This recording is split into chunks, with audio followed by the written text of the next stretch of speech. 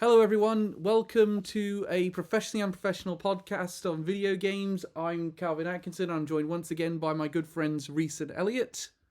Hello, everyone. I stopped playing God of War to be here. I hope you're happy. That might be an indicator of where we're going with this. So it's Game Awards time. It's coming. We're just under a month out from the awards actually happening, and the nominations happened 2 days before we recorded this. How did you guys feel about the award before we go into the whole detail, and without mentioning sort of like games that we wish got nominated that didn't receive any nominations? How do you guys feel about the quality of the nominations in general? Well, there were none that really pissed me off, so that's a plus. I thought it was quite a solid year for nominations this time round. I agree. I think it was solid year for nominations. I was actually looking at the whole list before we did this, and because I was trying to come up with a game that received no nominations that I really liked this year, and I was struggling to find one because I was like, well, Live Alive got one nomination, so I can't say that. Triangle Strategy got one, so I can't say that. And I just felt at the end of the day, I was like, have I got? I did actually. Sonic Frontiers didn't get any nominations. I'm surprised they're not upset by that. But the only one I'm upset about it not being nominated in is the music category. That's the one I wish it got the nomination in. Other than that, I'm not sure I can justify Sonic Frontiers being up for a few of these. Maybe... Well, you did say the game had one of the worst songs in any Sonic game. Oh, yes. It does have one of the worst, but it also has some of the best. That's the thing about it, though. Like, those boss themes are phenomenal. I guarantee, I haven't played that much of it, but I guarantee there's likely not going to be any song better than I Am All of Me or Endless Possibilities. No, there's no songs that are better than that. But the sound, it is a solid soundtrack, which considering, put it this way, this one has at least 10 or 11 solid tracks, whereas Sonic Forces had like 4. It's the thing though with the Sonic team. I swear they should just make music. Because when it comes to games, they're iffy, but when it comes to music, they're actually really good. Okay. Elliot, was there any game that you noticed that didn't get a single nomination that you felt was missing? I'm trying to really think of. Maybe we should come back to this at the end when we go through the nominations and realize. Oh wait. Yeah, maybe we should. Yeah. Just in case. So we're gonna skip all the esports categories as usual. Because who cares? Who the hell cares? And what we're gonna do with each category is we're gonna say what we're probably gonna be voting for, and what we predict is going to win on the night. So first. Also, I apologize if I go quiet. I currently have a puppy in my arms. Oh, there's a little puppy. Incidentally, so first category is most anticipated game, or as we're calling it this year, the 1 year Elden Ring won't win this award. So the nominees for most anticipated game of the year are Final Fantasy 16, Hogwarts Legacy, Resident Evil 4 Remake, Starfield, and The Legend of Zelda Tears of the Kingdom. So I'll start with you, Elliot. What are you voting for in this? Final Fantasy 16. That is an obvious one for me. That game looks so fucking good. Reese, what are you voting for? The same, Final Fantasy 16 for me. Hey! I'm gonna break the chain. I'm voting for Legend of Zelda Tears of the Kingdom. That doesn't surprise me, honestly. Yeah. I knew that would be your big one. The one that staggers me it's not in here is Spider-Man 2, because that does have a 2023 release date at this point in time. Well, is that just because not much is known about it at the minute, apart from that CG trailer? That could be a factor. I'm wondering, we haven't really seen anything of it for a while now, if I'm honest. We've not. No, where all these other games we've had more trailers for. Yeah. Even Starfield got one. Yeah. Here's the thing about it. Out of all of these, I think the fact they get these out of all of these, I'm gonna say that at least one, if not two of these, will get new trailers at the awards show. Yeah, I'm pretty sure. I'm sure at least Resident Evil 4 will. Oh no, I'm going to go one further. I'm going to say I think it's an almost lock. Final Fantasy 16 will get its release date at this awards. Oh yeah, definitely. Yeah, that's very likely. Because the devs have said they're pretty much 95% done. The two I'm kind of surprised didn't show up. Or at least one of these two is Silent Hill 2 and Alan Wake 2. I think because in the case of Silent Hill 2, I think it's because it doesn't have a definitive release date at this point, and we've only just learnt about it. Well, you need to. Well, yeah, but at the same time, you need to remember Legend of Tears of the Kingdom, or Breath of the Wild 2 as it was known then, got nominated for this consistently, despite the fact we only recently got the release date for it. Yeah, and you can say the same about Elden Ring as well. I think it's then more the fact that it was no one knew about it for certain until like a few weeks ago. And there's also the high chance of it actually just being a elaborate pachinko machine joke. Yeah, I think Silent Hill 2's nominated. If it doesn't come out by next Halloween, which I think it will, I'd say Silent Hill 2 will be nominated in this category next year. The one that really surprised me isn't nominated here, Street Fighter 6. Yeah, that's one actually. I'm way more excited for Street Fighter 6 than at least two of these entries.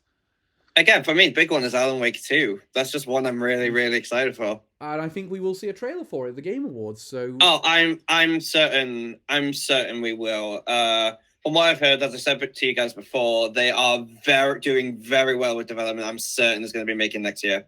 So, on that basis, do you mind? What do you guys think is going to win on the night? I think Zelda, honestly, is a safe bet for what's going to win. Reese?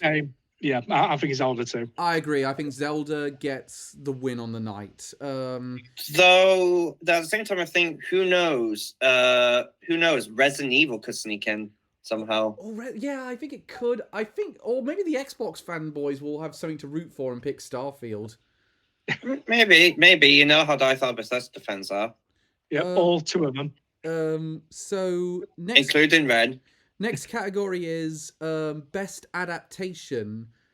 So it's an adaptation of a video game. The nominations are Arcane League of Legends, Cyberpunk Edgerunners, The Cuphead Show, Sonic the Hedgehog 2, and Uncharted.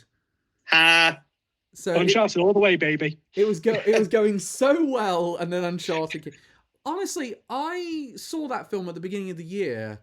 I couldn't tell you a thing that happened in it right now. Well, what are you talking about? Tom Holland was there. Yeah, that's all I remember. That's all you need. That's all I remember about it. And spoiler alert for anyone who cares: the sort of female sidekick ends up killing the main villain and then becomes the main villain in the last act.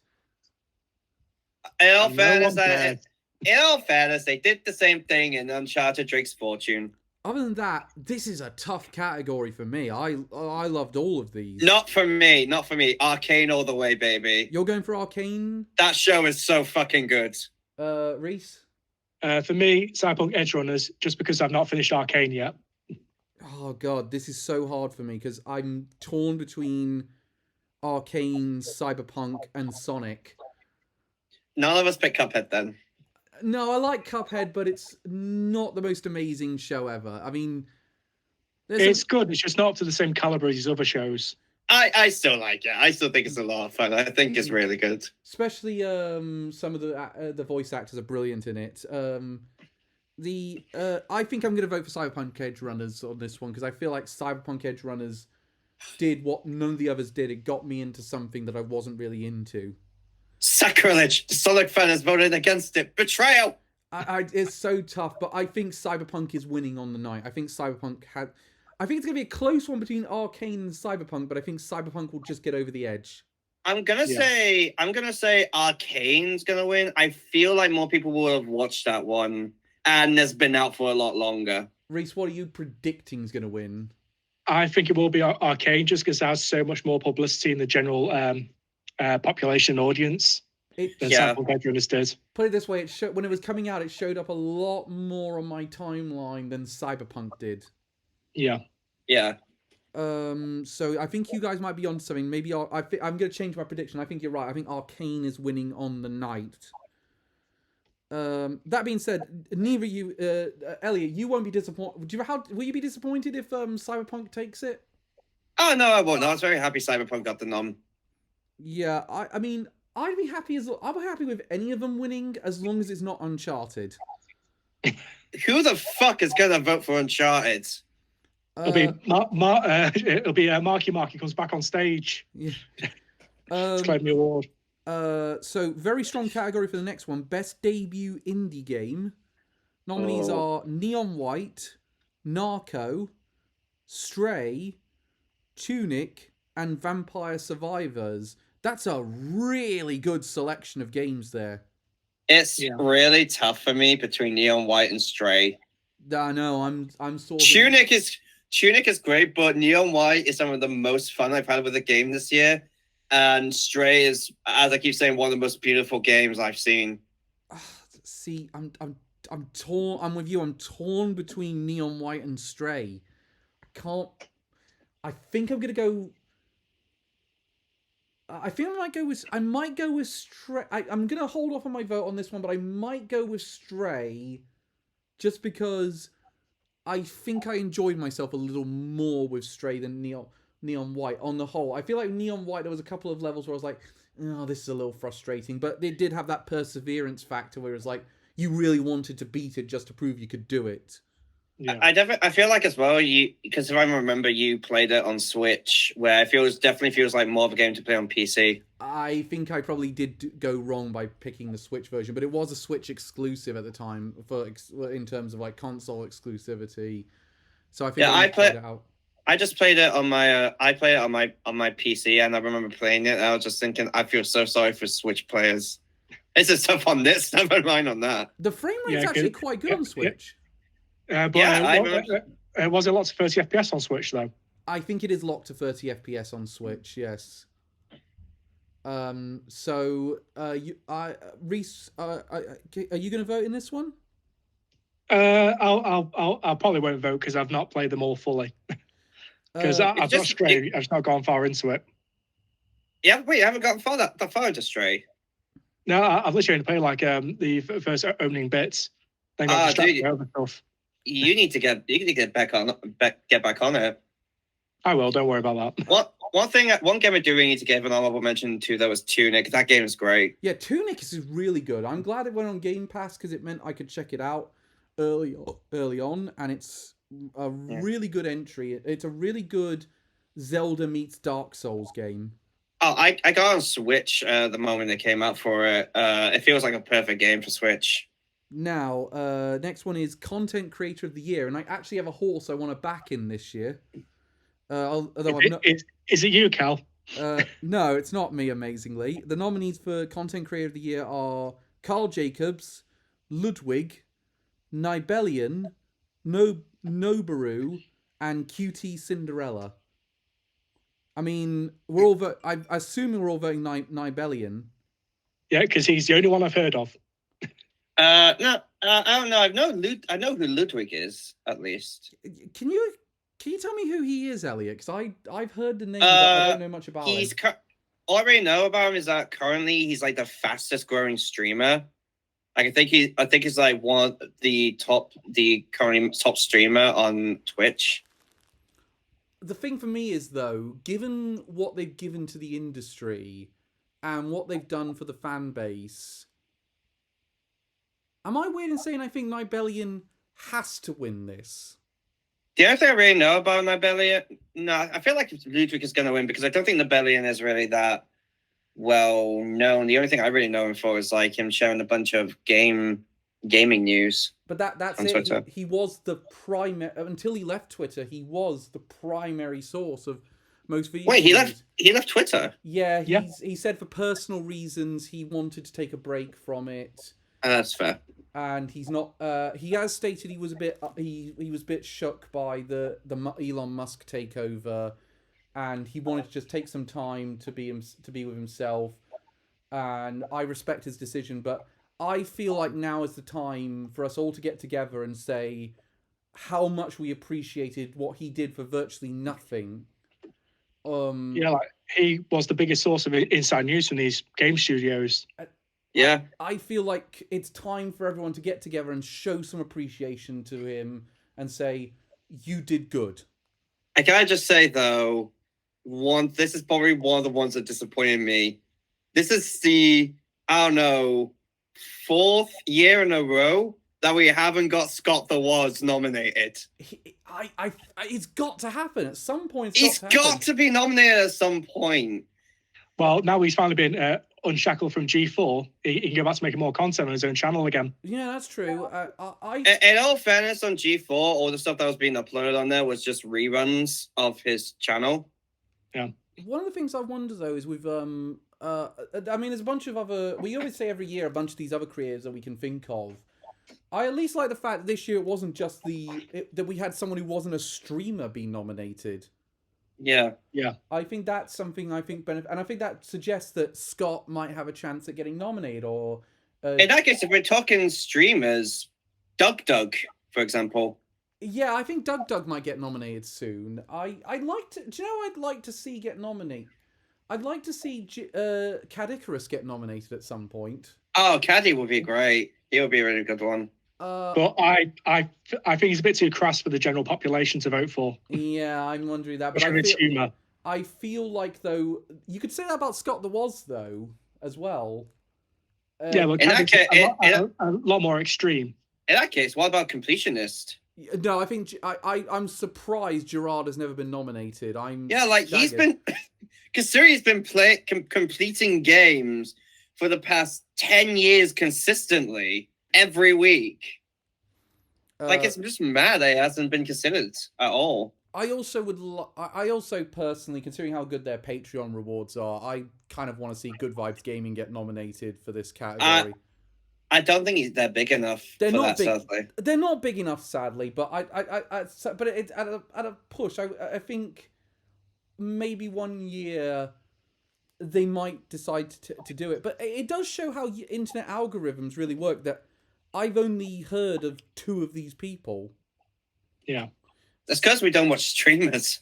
Who do you think's gonna win on the night, though? I think Ludwig. He's the biggest one out of all of them. Reese, what do you reckon? I have no context of these other streamers, so I can't possibly say. I'm gonna say I think it's between Ludwig and Nibelian, because if I looked at the Twitter reaction afterwards, and there was a lot of a big grassroots campaign to get him to win. Yeah. And normally Twitter, when they say they're going to be, normally when Twitter goes into like these big grassroots campaigns, they're full of shit. But on this instance, I think they might do it, especially considering how recent it is that he's left Twitter. And I think I think people might be under the assumption he'll come back if he wins, but I think I don't want to vote for him because I want him to come back. I want to vote for him to show appreciation. Yeah. So best multiplayer game.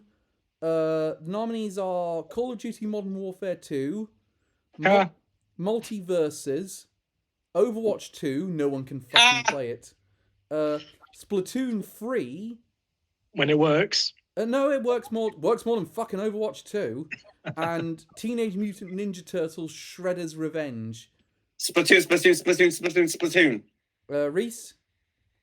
I probably have to go Splatoon out of all them. I'm torn at the minute between Splatoon and Shredder's Revenge, but I'm going to go with Splatoon because I've had so much fun with Splatoon, whereas Shredder's Revenge, if you get a duff person on your team, then it's not a good time. Dude, Splatoon 3 has been fucking great. Yeah, no, and I feel like Splatoon 3, in just the multiplayer factor of it, it's been such an improvement over Splatoon 1. Yeah. Yeah, absolutely. Like, I've been loving the Splatfest. I've been loving the Splatfest, for example. We'll go Team Water. Yeah, you cleaned up in that one, Elliot. I have no idea how we just fucking dominated. Now, here's the thing. I think Splatoon is going to... Do you think Splatoon's going to win on the night? Because I've got a weird feeling Shredder's Revenge is going to nick it. I think it'll be COD. You think it's going to be COD that will win on the night? Yeah, because Modern Warfare 2 now is the biggest release in the franchise's history. So there's a lot of fanboys going on about it. I would still really like Splatoon to win. I really want Splatoon 3 to win, but I'm gonna go against you. So I'm gonna say probably Overwatch. Oh no, everyone hates Overwatch, including streamers. Do you know Everyone's what's- turning against I mean, it. I don't know. I was more just thinking the Overwatch fan base is very loyal. Yeah. Oh they- no, not anymore, Elliot. No. No, yeah, no, okay, yeah, never mind then. I'm probably still gonna go Splatoon 3 then. In fact, the Overwatch fan base is angry this morning because they were meant to have a patch today that would let May be playable again, but they've delayed it at the very last minute. Yeah, it's just one giant shit show at the minute. I gave up writing my review because I could not get into the lobby enough to actually properly review it. You could have just written a review saying pros, I don't know, I couldn't get in. Cons, I don't know, I couldn't get in. 2 out of 10. Do you know, I genuinely was considering that at one point, just writing, I could not play this game. That's why there's no review. It was also broken for me because when I tried to install it to help Carl out with a game, you're supposed to be able to transfer your old stuff from Overwatch 1 over to be unlocked. So half my stuff never unlocked that I had on Overwatch 1. Oh god, transferring my Battle.net profile over was a fucking nightmare. Yeah. From what I saw, a lot of the people who wanted to transfer over some unopened packs from Overwatch 1 so they can open them on Overwatch 2, they came opened. Like, they didn't even get the satisfaction of opening them for streams. And one of the streamers just went, oh, great, that's what my stream ruined. It's worse than that because they opened on Overwatch 1. So you got none of the new stuff from Overwatch 2 in those packs. That happened with me. My one just opened. Yeah. So I think it's going to be Splatoon on the night. I think the Nintendo fanboys will come together to get that one over the edge. Yeah, probably. The best sports and racing game. The nominees are F1 22, FIFA 23, NBA 2K23, Gran Turismo 7, and Ollie Ollie World. Surprisingly. Oh, I was so... First of all, can we all agree that we're disappointed that Switch Sports didn't make it in there? I am, yes. I'm personally not because of the state that launched in. But still, it's Switch Sports. It's got sports in the name. In the name. And two of those sports were repeated between tennis and badminton. Oh, no, I'd say badminton.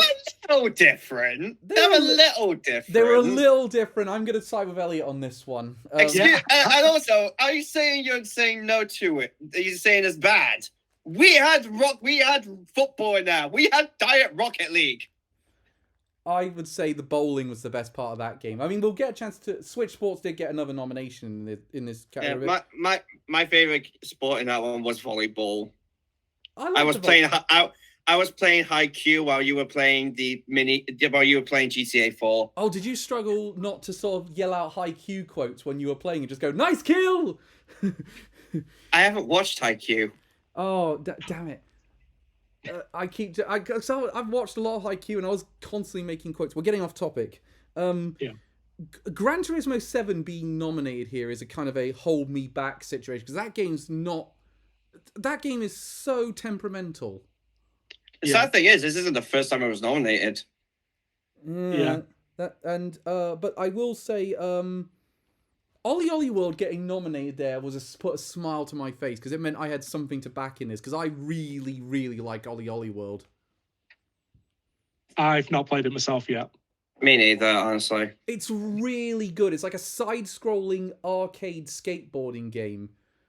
Can we not just vote for Pro Skater 1 and 2 as that came onto PlayStation Plus? I wish, but that had its chance. I think I got a horrible feeling that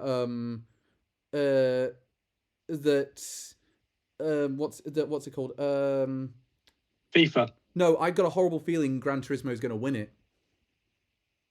Out of the non-Ollie Ollie World games, Gran Turismo 7 is the one that's the most complete. The only bad thing about it was the microtransactions. Yeah. Apart from that, if you take all that away, strip it away, it is overall a very solid racing game. Yeah, it's quite... Wait, actually, here's a question. Chocobo GP. A bit surprised that's not in it. Cal was the only one who actually liked it. Yeah, I was the only one who liked it, Elliot. So yeah, I'm more just saying because I mean that's a racing game. Yeah, people have heard of it. True, but you gotta remember the publication. I think the publications that were voting in this forgot it was a thing. Yeah. So, best sim/strategy nominees are Dune Spice Wars, which I didn't even know was out. I did not know that was out. No. Mario plus Rabbids Sparks of Hope.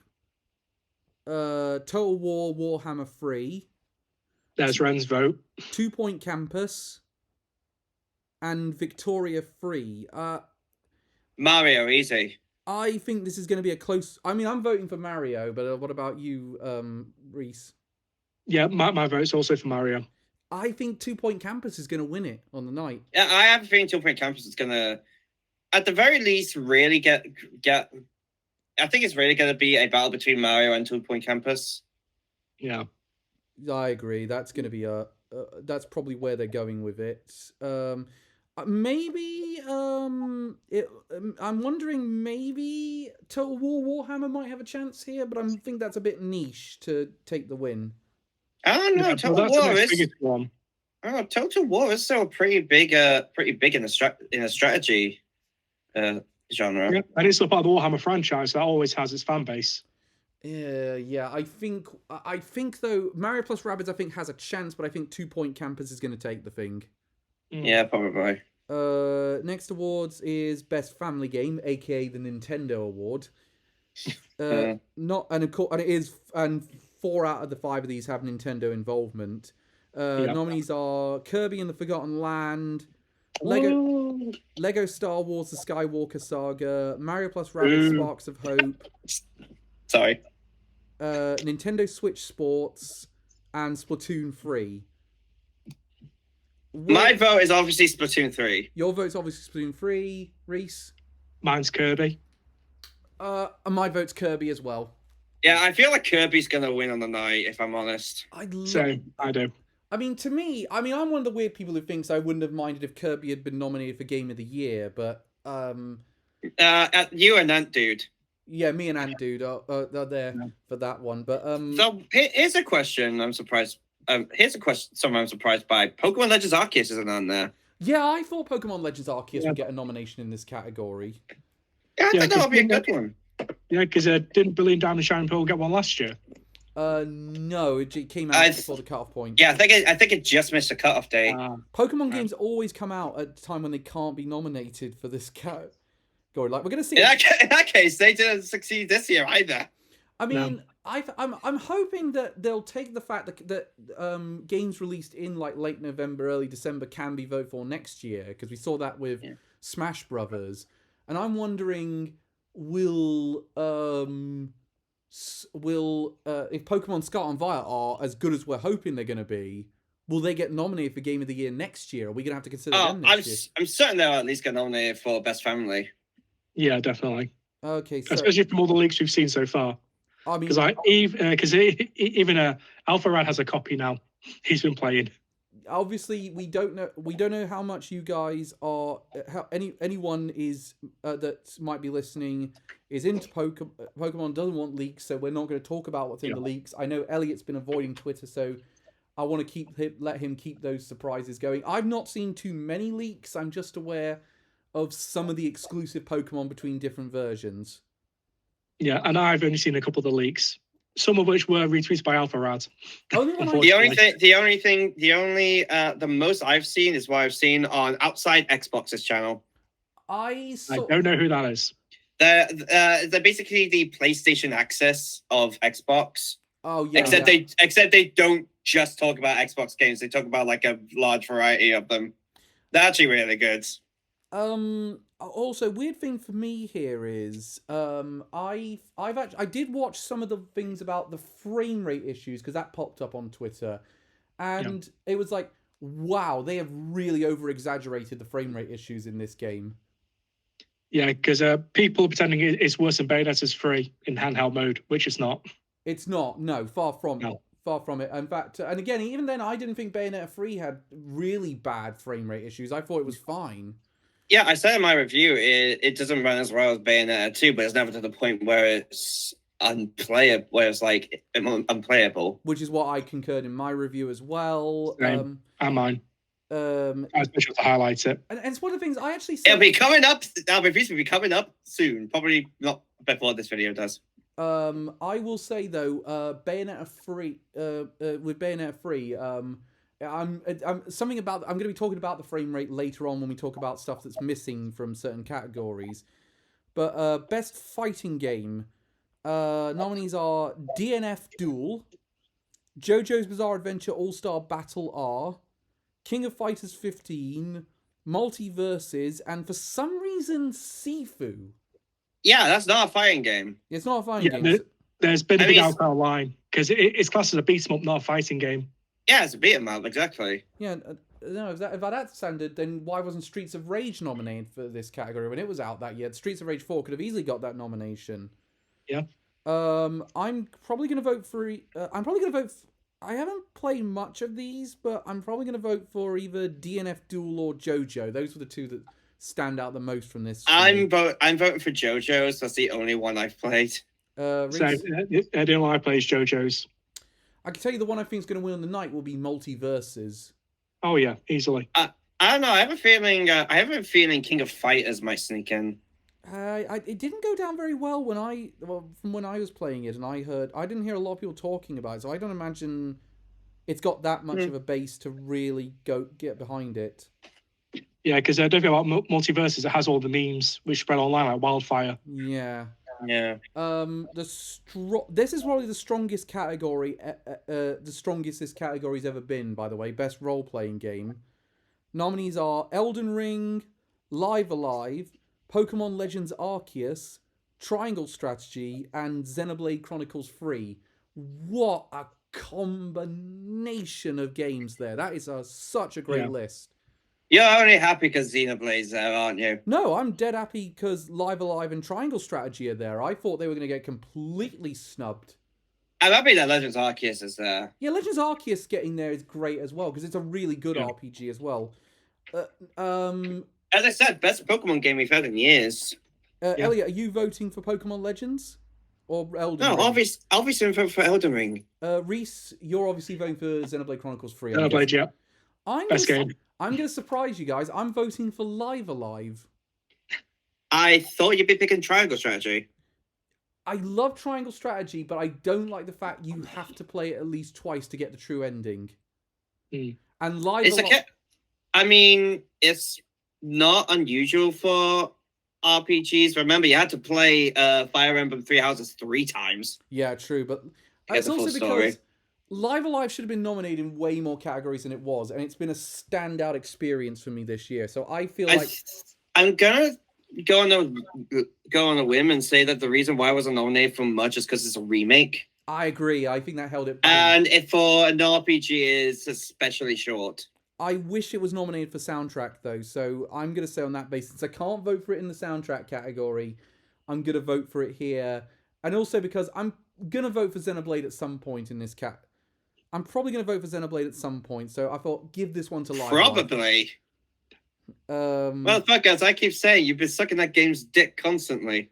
Well, not nearly as much review as Elden Ring, Elliot. Oh, touche. Dude, he's talked about that game more than I have with Elden Ring. No, I think the way around, Elliot. You've talked about a lot more with Elden Ring.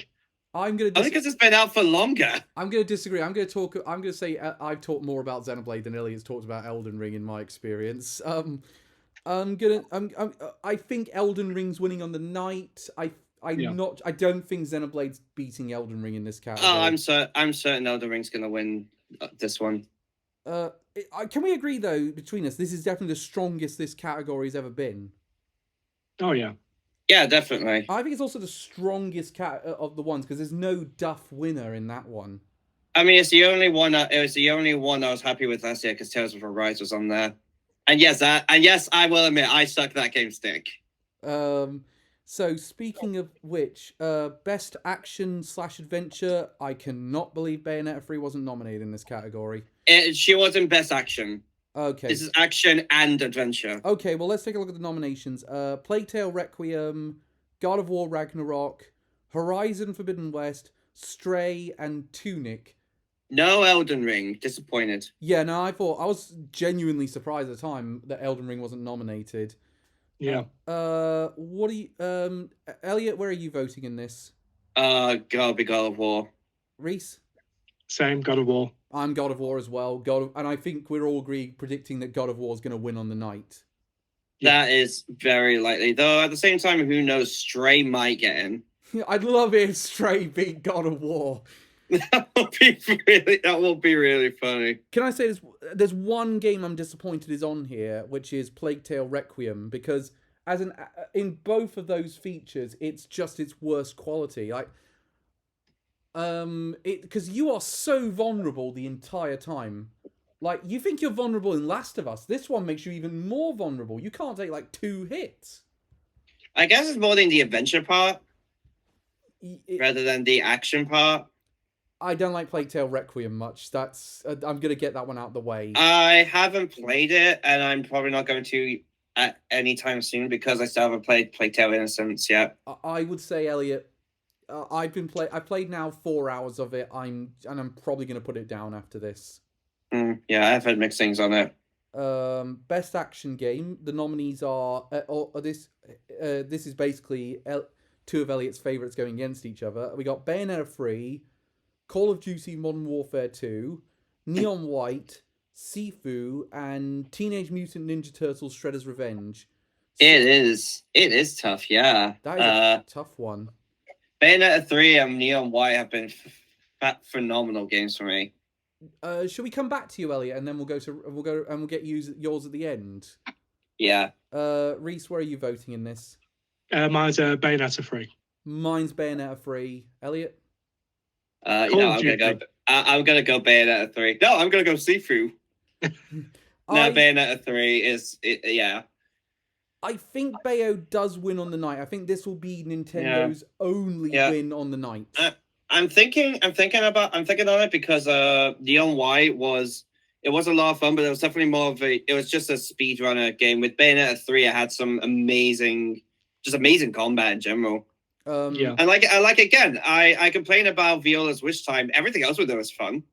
Yeah. I won't be some of the best weapons in the series were in this game. Yeah, absolutely. The Bayonetta's fans, peak battle. The train saw as well is amazing. Yeah. That's a lot of fun. Yeah. I also I will be disappointed if Neon White or Shredder's Revenge wins this.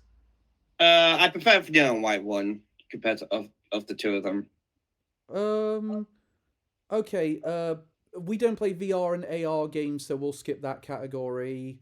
Let's be honest. The winner for that one would be Among Us. Yeah, I think Among Us is probably going to win that one. You can now vent in VR. You can.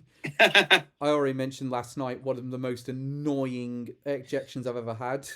Apparently, Among Us in VR is actually quite scary. From what I've heard. Yeah, surprisingly, from what I've heard, a lot of people are saying like it's actually that scary. Oh, well, in all fairness, where you're going 2D to having like the imposter right in front of your face.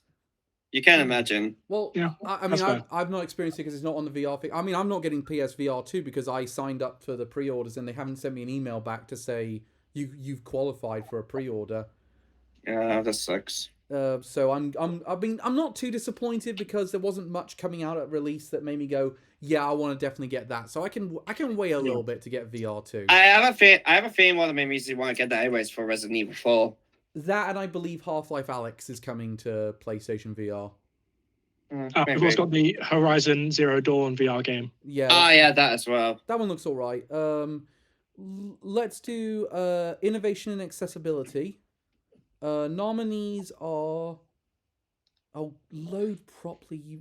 I don't want to do better. Okay, let's do best community support because it's... No, now it's loaded it. Best innovation and accessibility. So recognizing software and hardware that is pushing the medium forward and adding features, technology and content to help games be played and enjoyed by an even wider audience. So these are like your making up for people with disability. Yeah. So nominees are As Dusk Falls, God of War Ragnarok, Return to Monkey Island, The Last of Us Part 1, and The Quarry. First of all, they nominated The Last of Us Part 1 for something. Screw you. I'm going to say this is the one category where I don't mind it being nominated because the accessibility features in that are very good. And who the hell remembers As Dusk Falls? That one was actually kind of interesting. It got quite a bit of it got a bit of a following on Twitter because people could go on their smartphones and affect the stream. It's got a bit of a Jackbox quality to it. So, I think, put it this way, I'm going to vote for God of War, but I think Last of Us Part 1 is going to win this on the night. I'm going to pick God of War. I actually had a peek in at the accessibility stuff today. There's a lot. Like, they really threw in a lot of stuff for that. Reese? Mine's God of War. I've been through all the options of that and The Last of Us, and God of War just does way more for the player. Yeah, you did. Please tell me you didn't get The Last of Us. Please tell me you just looked that up on the internet. No, I just looked it up. Oh, thank God. No, I'm the only one of us that was masochistic enough to buy it. Yeah, for Christ's sakes, even I'm not that much of a masochist. And I'm playing Saints Row. And I stand by it. I stand by, if you've never played Last of Us Part 1, this is the definitive way to play it. Just wait for a price drop. Once you're beating this game, just stop. Yes, I just... just wait for a price drop. Yes, yeah. I gave it an 8.2 because I said, if I go any lower than that, I'm not being fair to this game. I'm not being fair to developers who've clearly put a lot of effort in. He says that, yet he's still giving Sonic an 8.8. Yeah, because I had more fun with that than Last of Us Part 1. So you mean 9.8? No, I'm sticking with 8.8 for that one. I'm going to stick with it. I think I looked on Elliot's argument about it and considered going lower. And I said, no, if I do, I'm lying in this review. And Your bias is showing. Cal's white privilege is showing. My best community support. Oh, load properly every time I click on this thing. It does this every so often. Okay, here we go. Best community support. Apex Legends, Destiny 2, Final Fantasy 14, Fortnite, and No Man's Sky. Apex Legends is still going? Yeah, it's still going. I don't hear anyone talk about that. Yeah, it's still played on Steam a lot.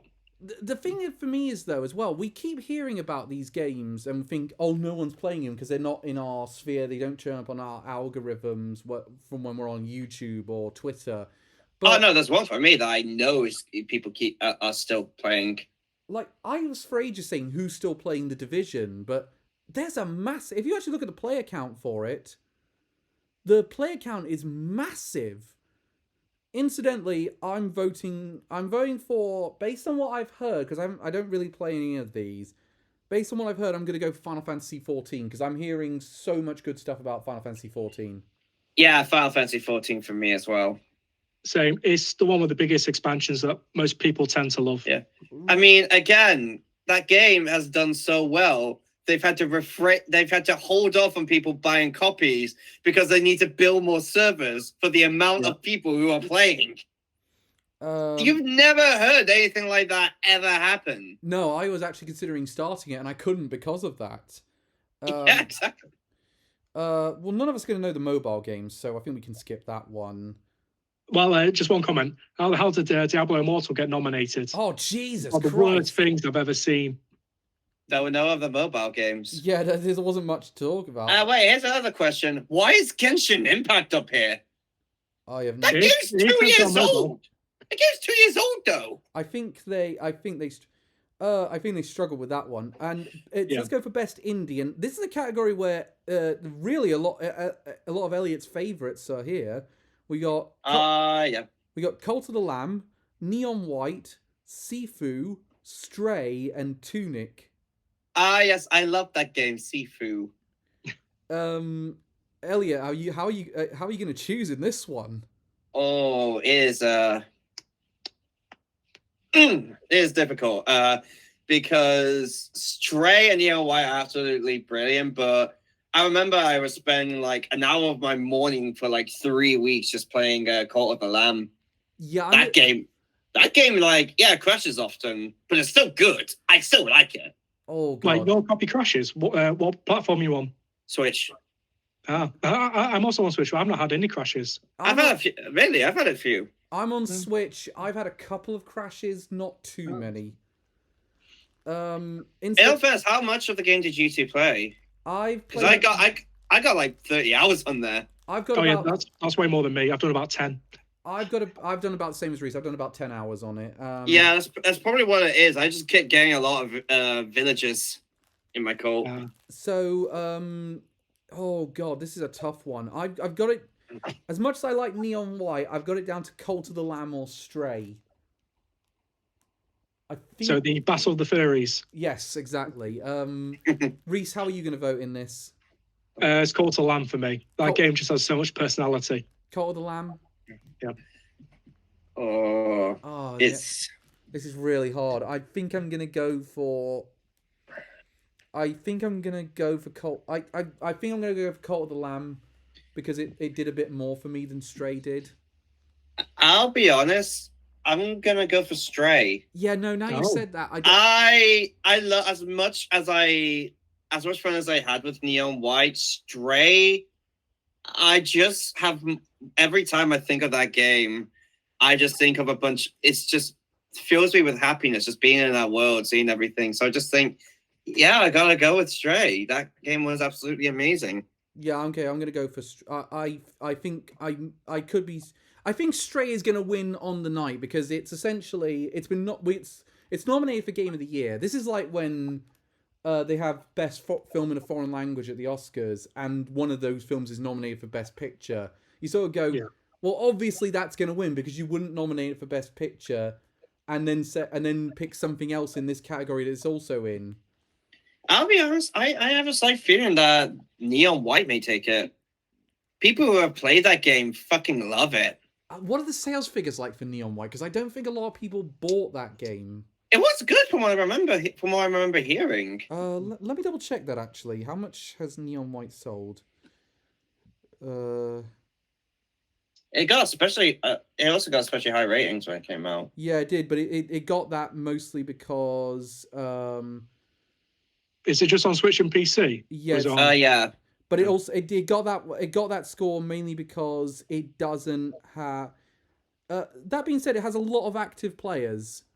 Yeah, that's the people. A lot of people playing it, trying to get the best times. So, Reese, what do you reckon? Is Stray going to take this one, or will something else will it be a massive surprise and something else will knock it off?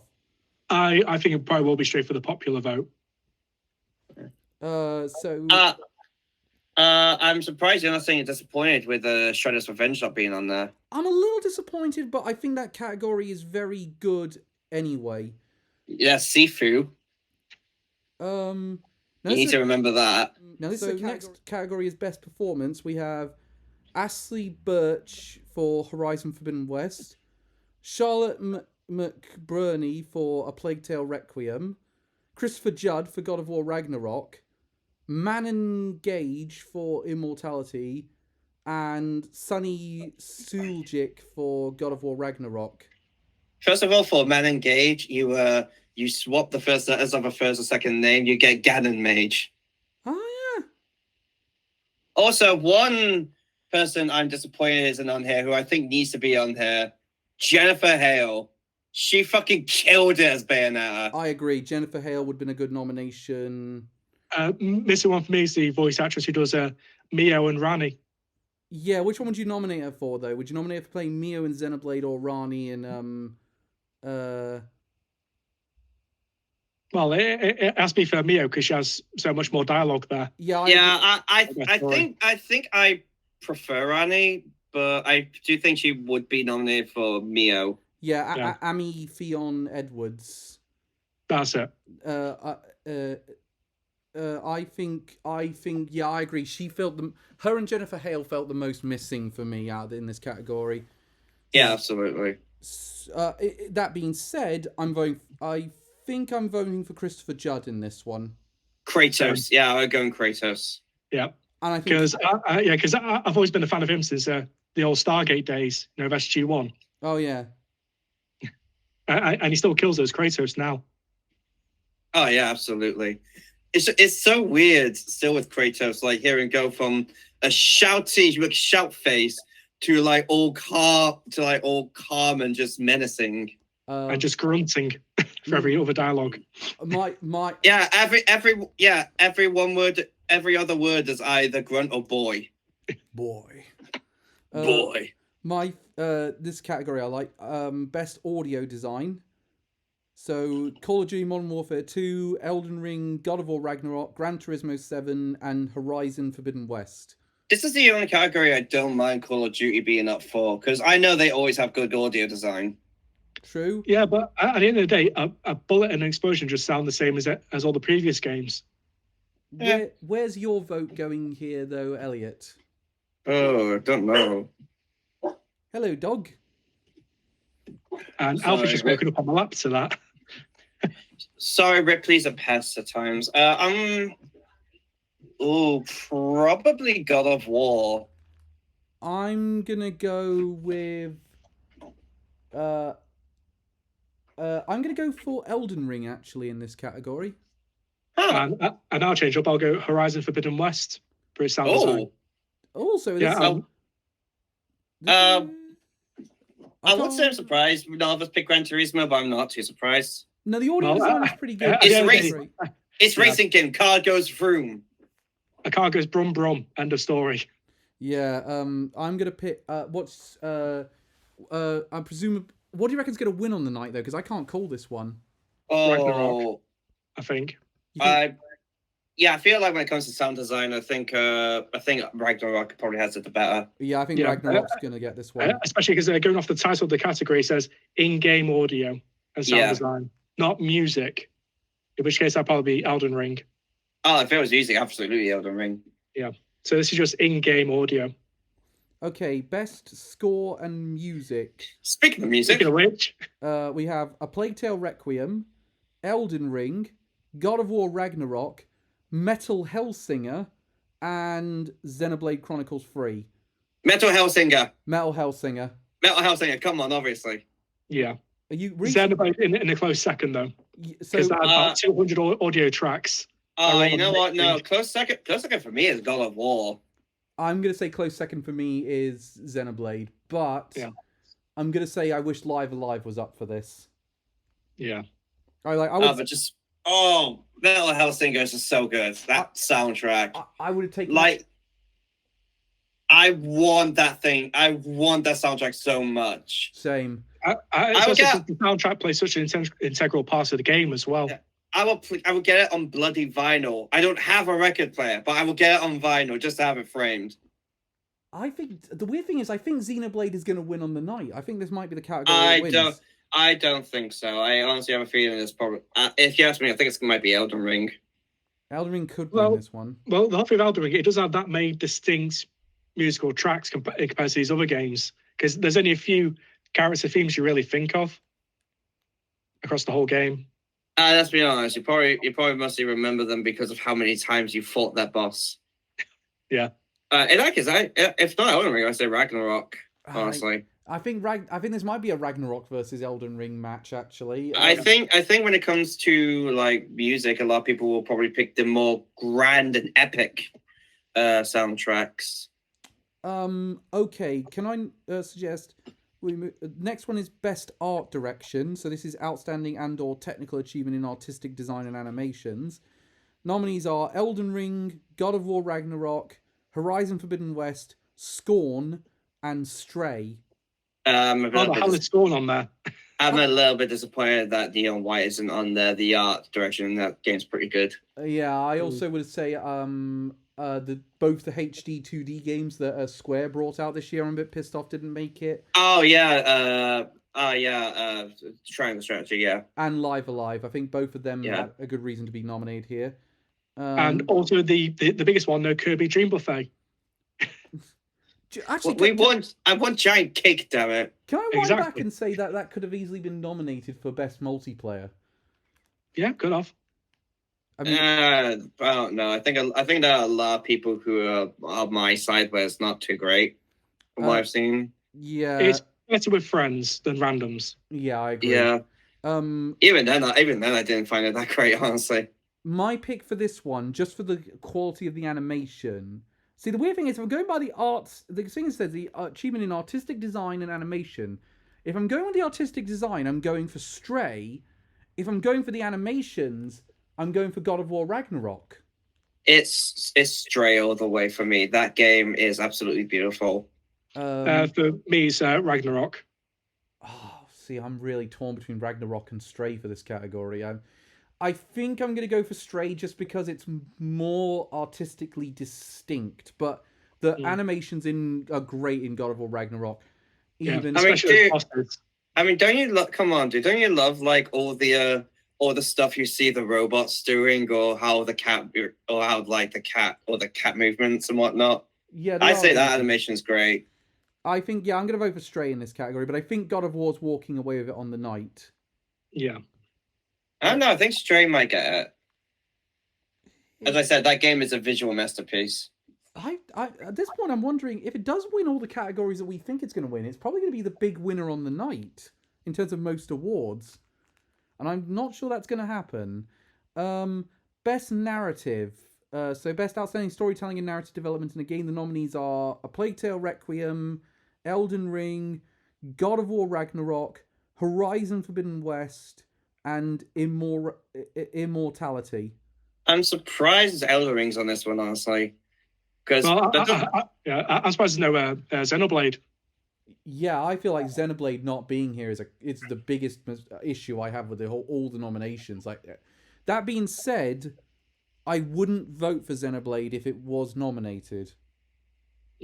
Because so far, from what I've seen so far, my nominations got to go to Ragnarok. Ragnarok for me, all the way.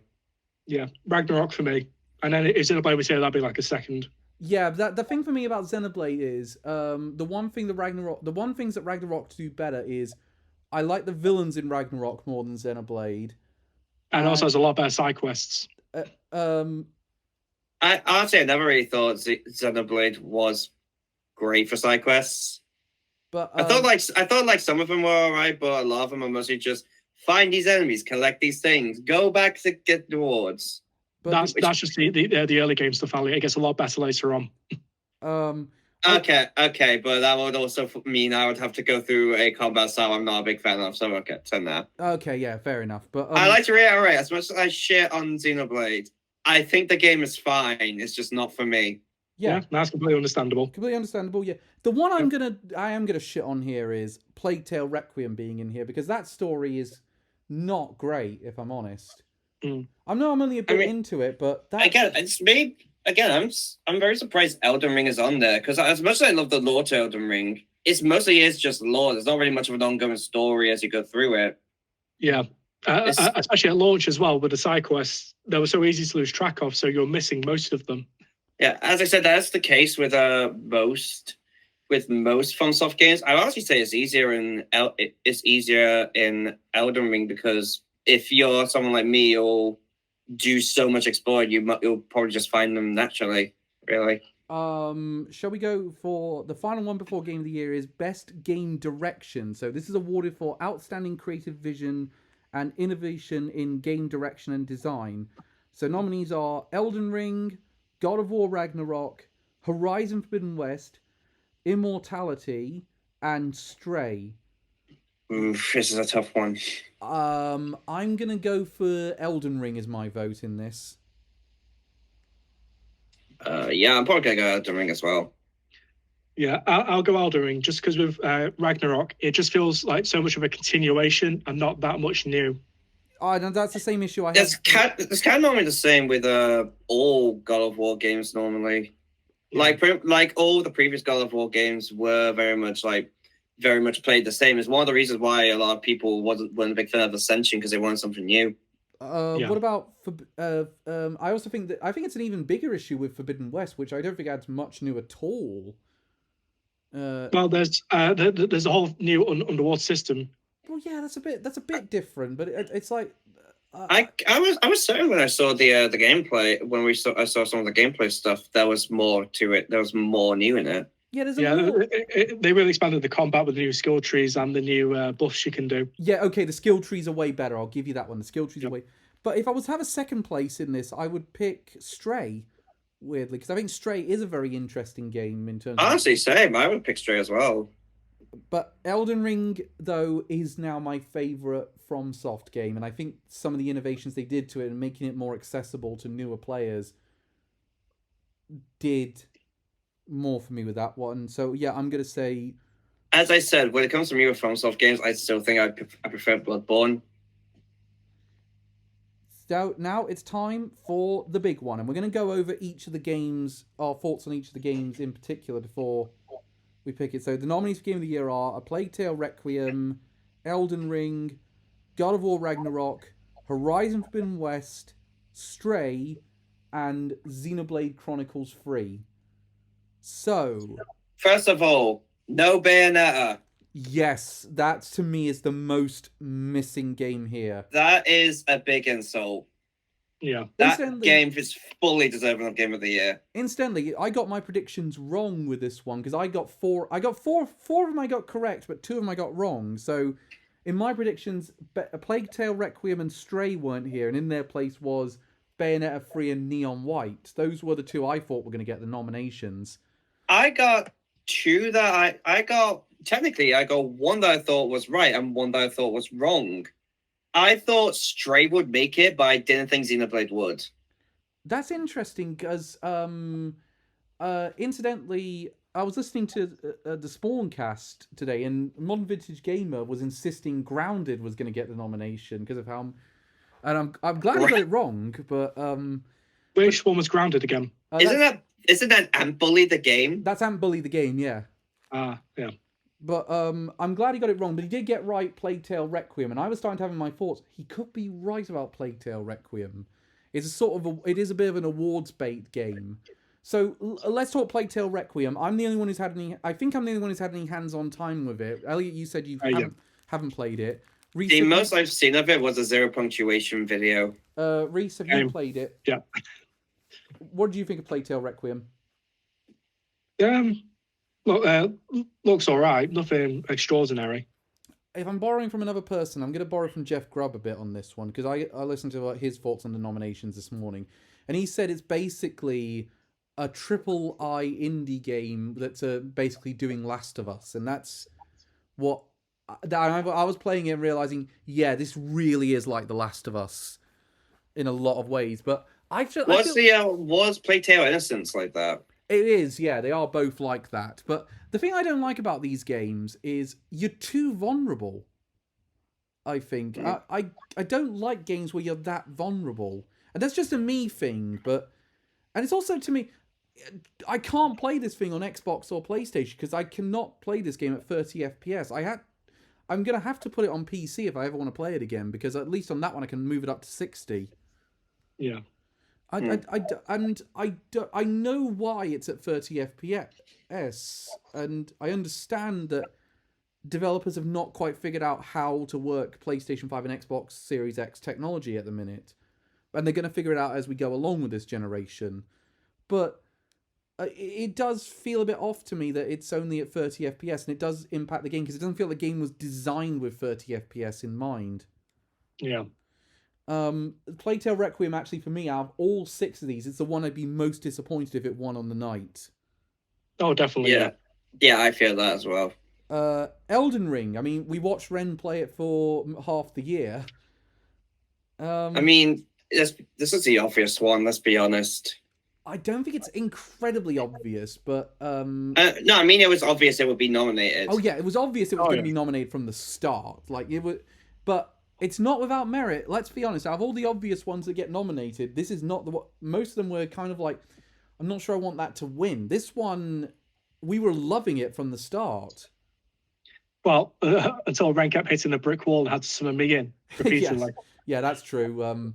Hence the joke, Reese actually beat Elden Ring, Ren didn't. So I would say... Yeah, do you know the thing that made me funny? The thing he said funny, it kept making me laugh, was that he was saying, I've beaten this game before, you know. I was just thinking, that makes it worse.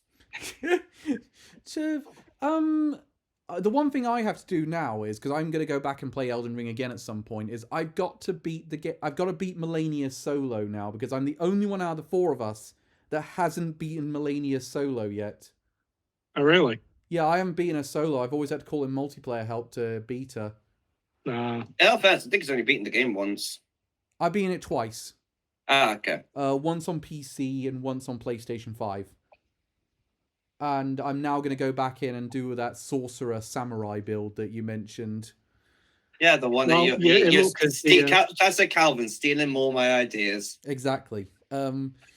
well, especially now Magic was massively buffed in the last patch. How do you guys feel about the idea? How do you guys feel about Elden Ring now that we're going to do a whole conversation about Elden Ring in February with Ren because we want to do Elden Ring 1 year later. How are you feeling about it at this point in time? This is essentially replace. I feel like this is going to replace Dark Souls 2 as like the game I just play to make builds in. Sorry, Dark Souls 3. It does have that quality that Dark Souls 3 had in terms of like how the builds, how many builds you can do. Yeah, like good God, I'm just thinking of like a number that I could do in it easily. And I'm just thinking, it's just such a good game. I'm just absolutely in love with it. And I love one of the things I love about this one more than any other of the FromSoft games is I have more options about what I'm gonna do next. Whereas I feel like with the other FromSoft games you're a little it does restrict you for a reason, and it doesn't make those games bad. But I kind of like the fact that because the open world design, it's like, well, if I'm gonna grind, at least I can go over here and do something very interesting while I'm grinding. Yeah, here's my thoughts on. I mean, as I keep saying, I still prefer Bloodborne specifically because I think that game has the best combat and bosses. But when it comes to like world and customizability, yeah, Elden Ring is definitely superior by far. Now, Reese, you're the least into these games out of all three of us, but you platinumed this game. Yeah, I thought this game was extremely easy to get the platinum. You were wrong. No, I wasn't. I was right because I did it like a few days after I first beat it. I got the platinum. Okay, Elliot. But at the same time, you did do like all the bosses. I think it was just like the endings and getting all the spells and whatnot left. Yeah. So it's definitely an easier time than in Dark Souls 3, as that requires you to do a lot of Covenant stuff. Yeah. I was just about and like believe me, I tried doing just one Covenant. It took me forever. I was just about to say, Elliot. How do you think it compares getting the platinum with the other FromSoft games? I'd definitely say it'll be harder than Bloodborne, but that's mostly just because with Bloodborne, the most you have to do is like beat the Chalice dungeons and beat the game and get through the game 3 times. That's about it. That's pretty much the same as what you have to do with Elden Ring, but there's a couple more requirements with Elden Ring. As I said, I'm not planning on getting the platinum anytime soon, but it's just because I have more fun creating builds. Can I add than anything else? I will say for me, Elden Ring, I went into it thinking I'm not sure how well the open world is gonna go, and when I got my hands on it, I was like, oh my god, this is a brilliant open world. Yeah, all the Souls games already had good open world. Well, kind of open worlds. They more have branching pathways. Mostly with Dark Souls 1. Dark Souls 2 was incredibly linear. Dark Souls 3 was sort of a mixture of the two, and all those areas were sort of like just big, open areas. I felt like all they had to do was like increase the size of it, and they had it. And Bloodborne is very Metroidvania in kind of a way it's designed. Bloodborne is very linear as well. Yeah. Yeah. But, can I? Okay, I'm gonna move on a little bit to God of War Ragnarok, which is a bit hard for us to judge because I'm the only one that's beaten the main story. Yep. I'm currently about 28 hours in.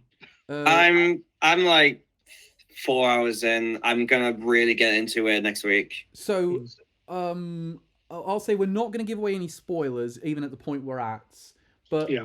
I'm gonna say I've not had enough hands-on. I feel like even with being the main story, I don't know how I feel completely about God of War, except for the fact it's been one of the best games I've played all year.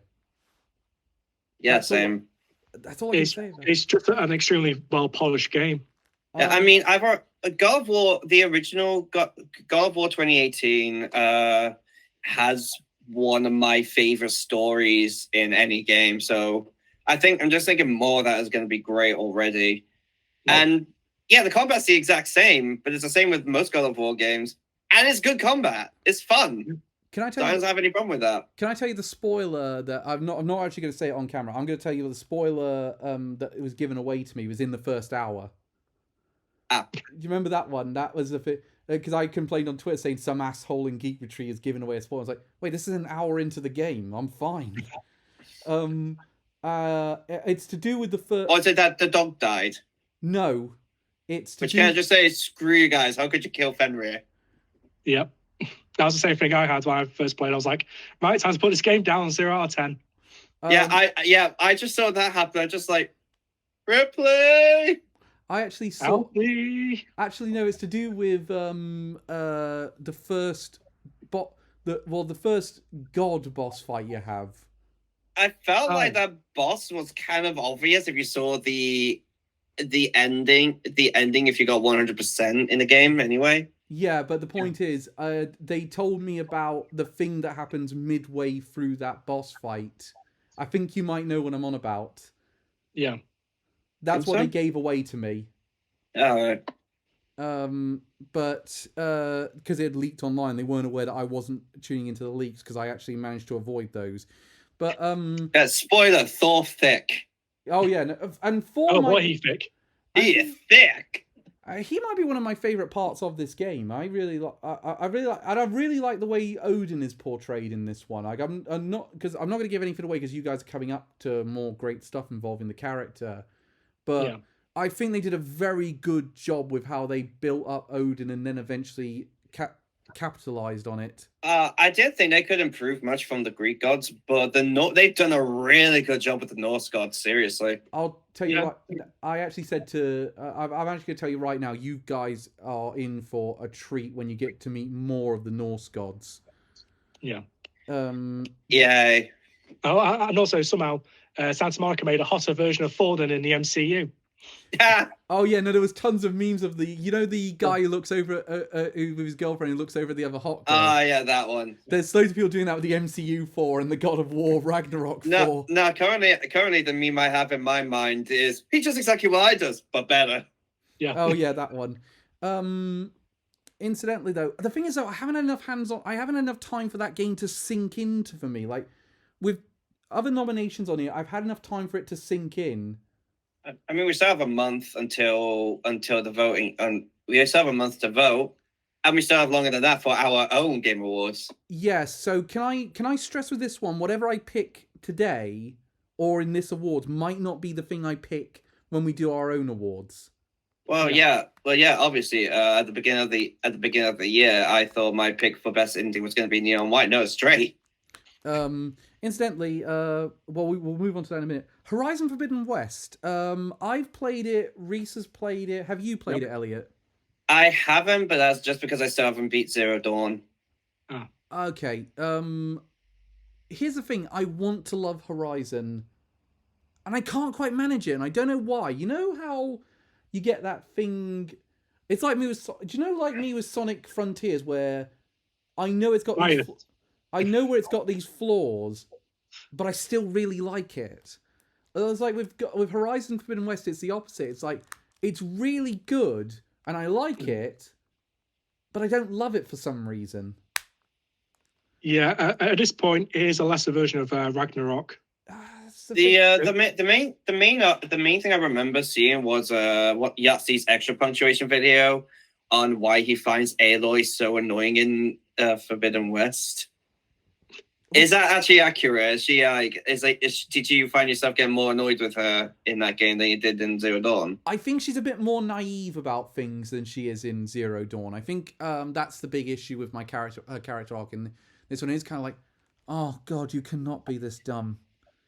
Yeah, obviously this is a trap. Yeah, her through line from the last game hasn't really carried over, so she doesn't really feel like the same character. I will say though, when she has her good moments, it's the best parts of that game. And Although that being said, it's one of those where I was saying when I heard that Lance Riddick, isn't it, who's in the game? Yeah. When I Lance heard, Reddit. Reddit. Right. Oh yeah. When I heard he was cast as Wesker, and I played it was just when I was playing Horizon Forbidden West in Resident Evil, I was like, okay, that's decent casting. Maybe it won't be so bad. And then we actually watched Resident Evil Netflix. I was like, oh no, this doesn't work. I didn't. I will say though, but again, he's basically in Resident Evil playing the exact same character he plays in Horizon. Yeah. Can I just say? Can I just say when I heard about the best adaptation awards, the first things that came to my mind was a Halo and Resident Evil, and my mind just went, "Oh no!" Okay, fine. Uncharted gets that nomination. Just please don't put either of those in there.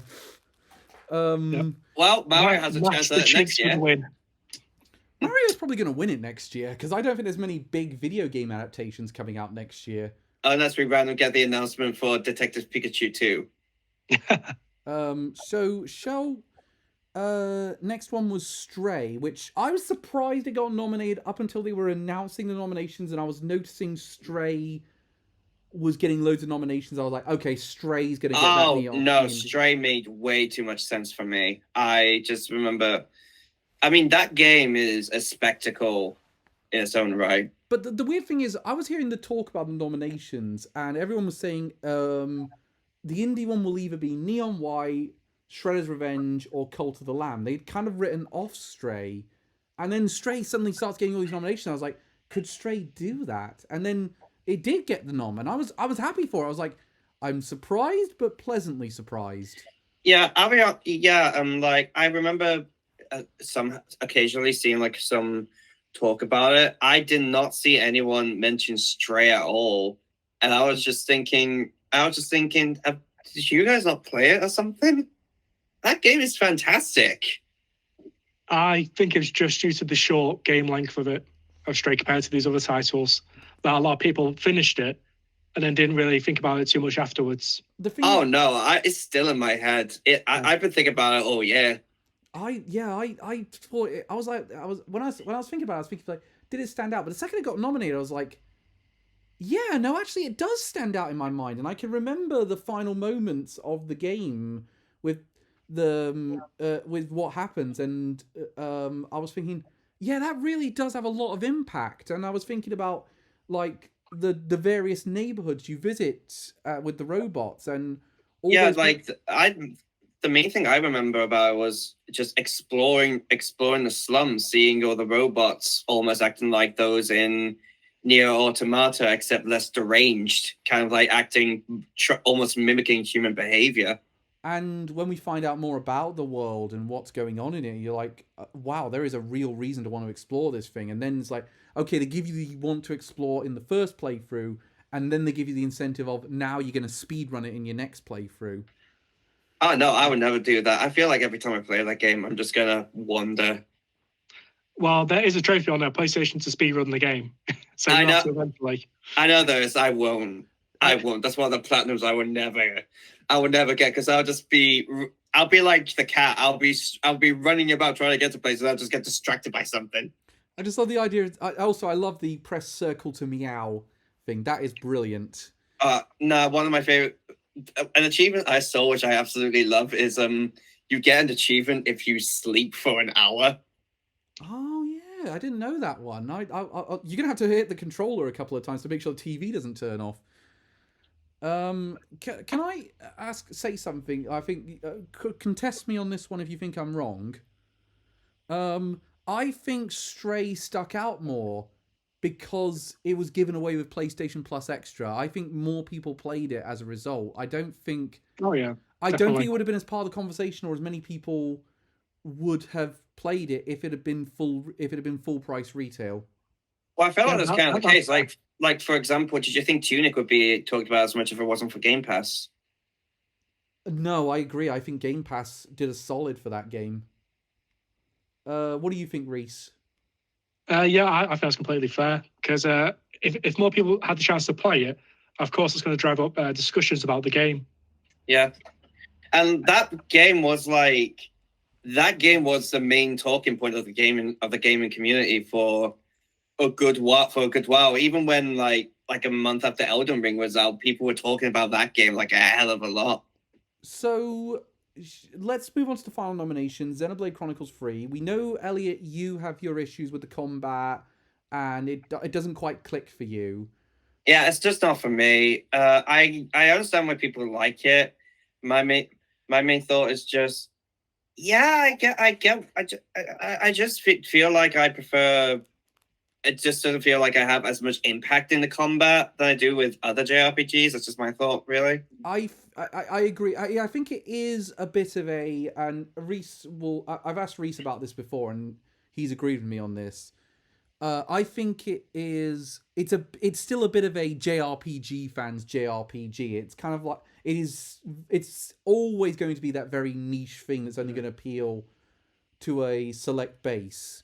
I think also as I said, I'm still a bit bitter because Tales of Arise got shafted last year. And which it doesn't deserve. It's one of my favorite JRPGs of all time. And I actually had a thought over this, to your point, and I think it's due to who was backing these various JRPGs that have received the nominations, versus it's a combination of timing and who's backing them. So like Tales of Arise comes out like September, October, and it's backed by Bandai Namco.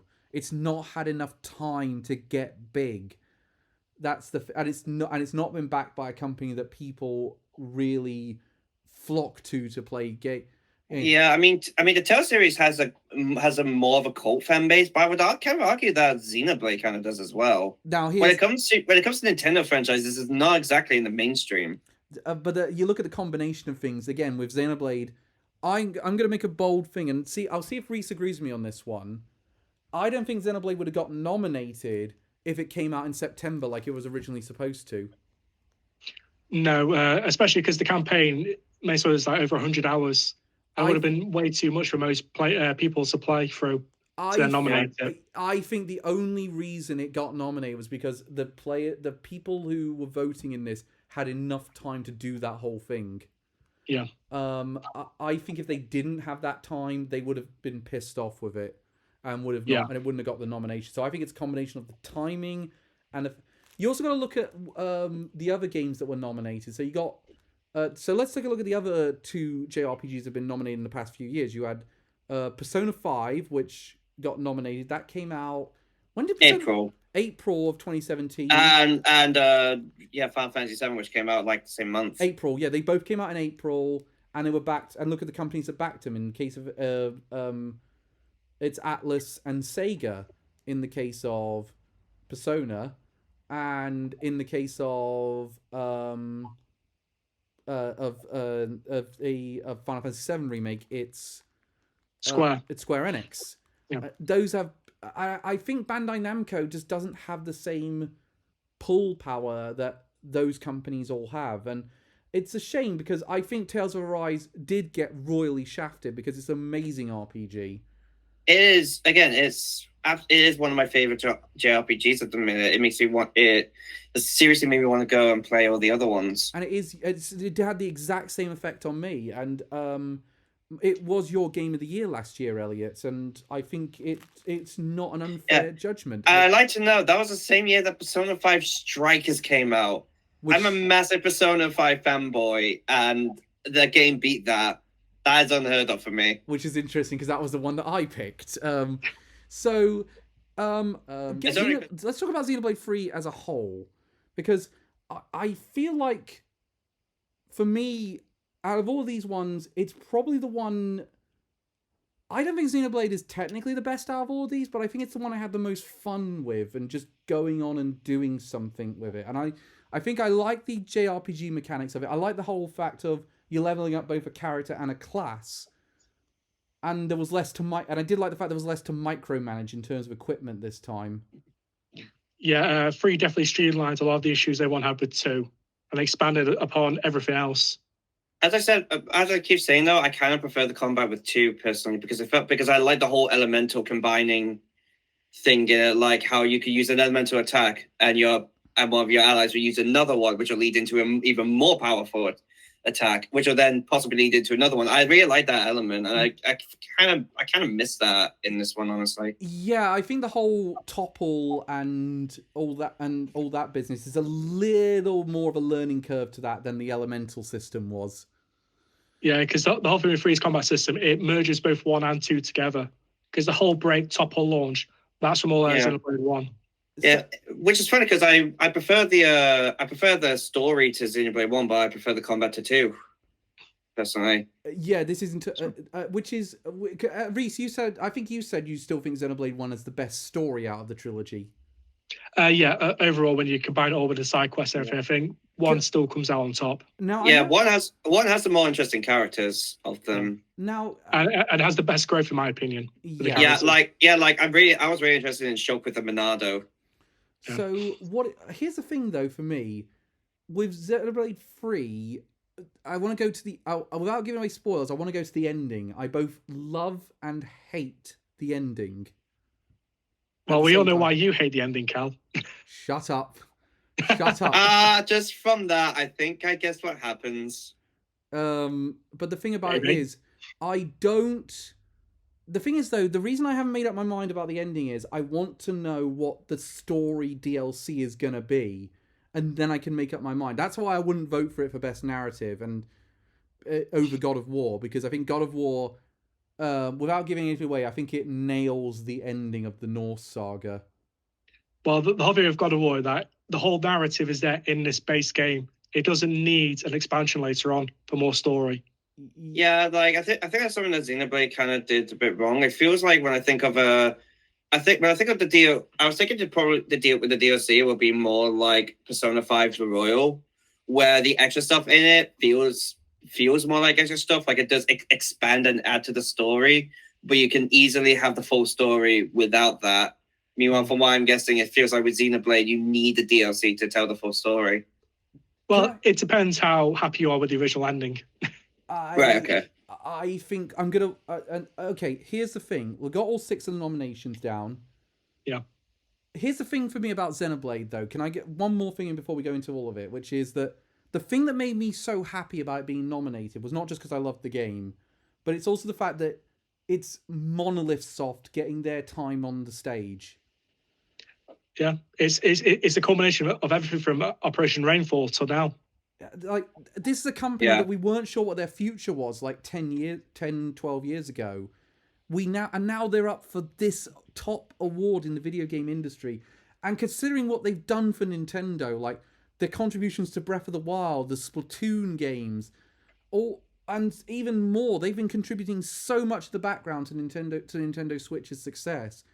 I feel like that's why they deserve this. For them to have their moment, they're not going to win, but for them to have their moment is happy. Counterpoint, and we will like Bayonetta 3 for one final fuck you to Helena Taylor. Yes, same. I would have liked it for one last fuck you to Helena Taylor, which is incidentally why I hope it wins Best Action Game. As well as the fact that it's a great game in general, but still. Yeah, and for the record, I'm not going to edit that out because I want the record to say that I'm incredibly pissed off with her. As is most of her sensible people. Yes, exactly. Yeah, I mean, let's be honest. Once she started promoting, let's be honest. It was revealed that she donates to an anti-abortion charity, then that pretty much lost all. Any good grace you had was gone at that point, and you were on thin ice as is. Yeah, let's be honest. She is never working in the game as a voice actor again after this. I guarantee it. Especially when she was out as a turf. That was the final nail in the coffin. Yeah, exactly. I will say, for me though, if all this situation all this stupid situation means that voice actors get more pay and are more appreciated, something good came out of it. I think the means were fine. It's just the way she went about it was terrible. Yeah. Yes, and the fact that she used deception to do that meant that. Yeah. I wouldn't say deception. I say a bit more manipulation, because it's very easy to say that you've donated to charity before. And yes, charity as a selfless act is very good. But I'm saying now, if people use the fact that they donate to charity as an excuse, they are not good people. No, in fact, Yeah. I actually, I've not actually said this publicly.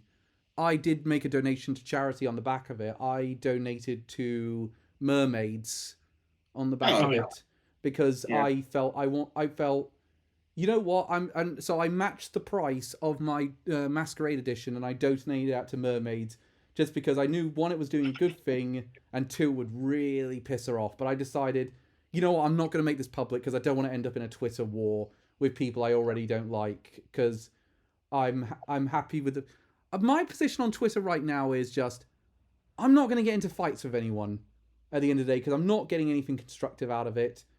Here's the And thing, though. Every time I see you reply to someone on Twitter, it is always like you say, "No, from what I've heard from Nate the Hay or bloody bloody bloody blah, this is going to happen." And you always complain people of saying, "I'm not an insider." Why do people keep thinking I'm an insider, despite the fact I always say I have this information that I know about? I say, because I say every time, I make it very clear I'm quoting this person and I believe them.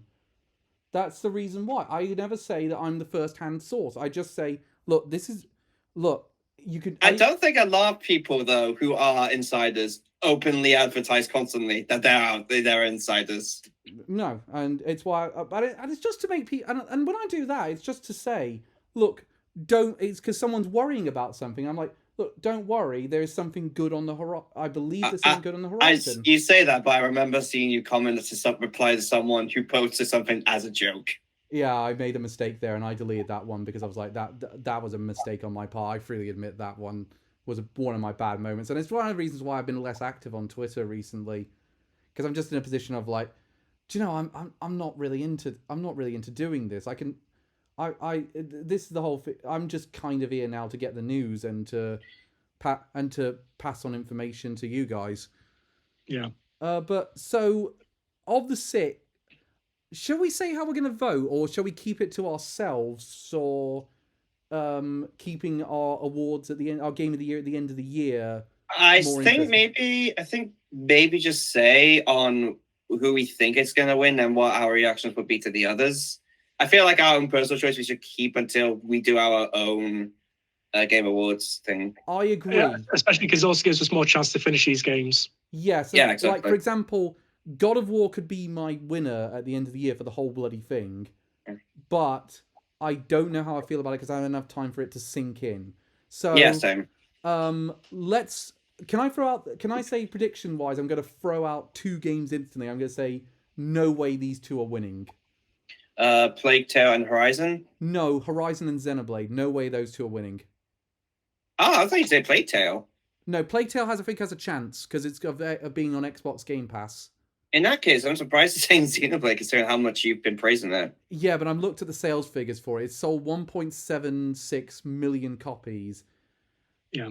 I don't think the Nintendo fans are going to come out in force to really vote that one up the ranks and give it the win. Yeah.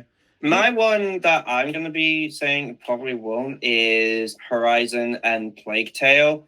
I see a lot of people talking about how they really want Xenoblade to win. I've seen no one talk about the other ones.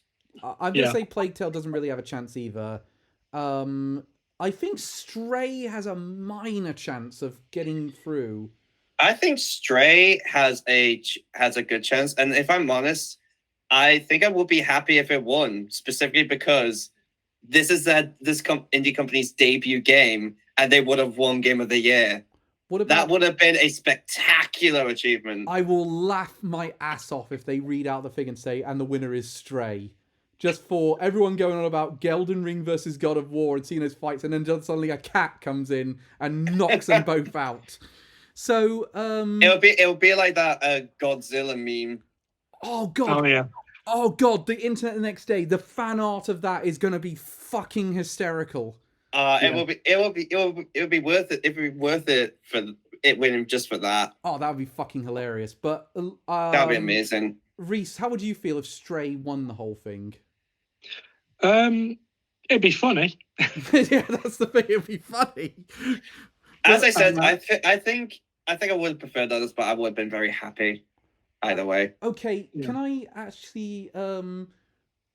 Can we be honest though? Well, no, we say every year it's a 2-horse race, but there's a bunch of games that could sneak through if circumstances happen.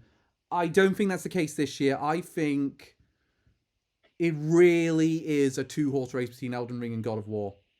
Yeah, I mean, it's funny because I'm pretty sure it was the same thing when the previous God of War game came out. It was mostly a 2-horse race between that and Red Dead Redemption 2. And I think everyone thought Red Dead Redemption 2 was going to win on the night, and then God of War surprised everyone and won the whole bloody thing. No, I think more people were expecting God of War, if I'm honest. Okay, so on this one, which one do you guys think takes it on the night? Elden Ring. I feel like that game's been out for longer and it's been more accessible to a lot of people. Reese, which one do you think's going to win? I think Ragnarok may just surprise us and take it. I'm going to say one of two things will happen.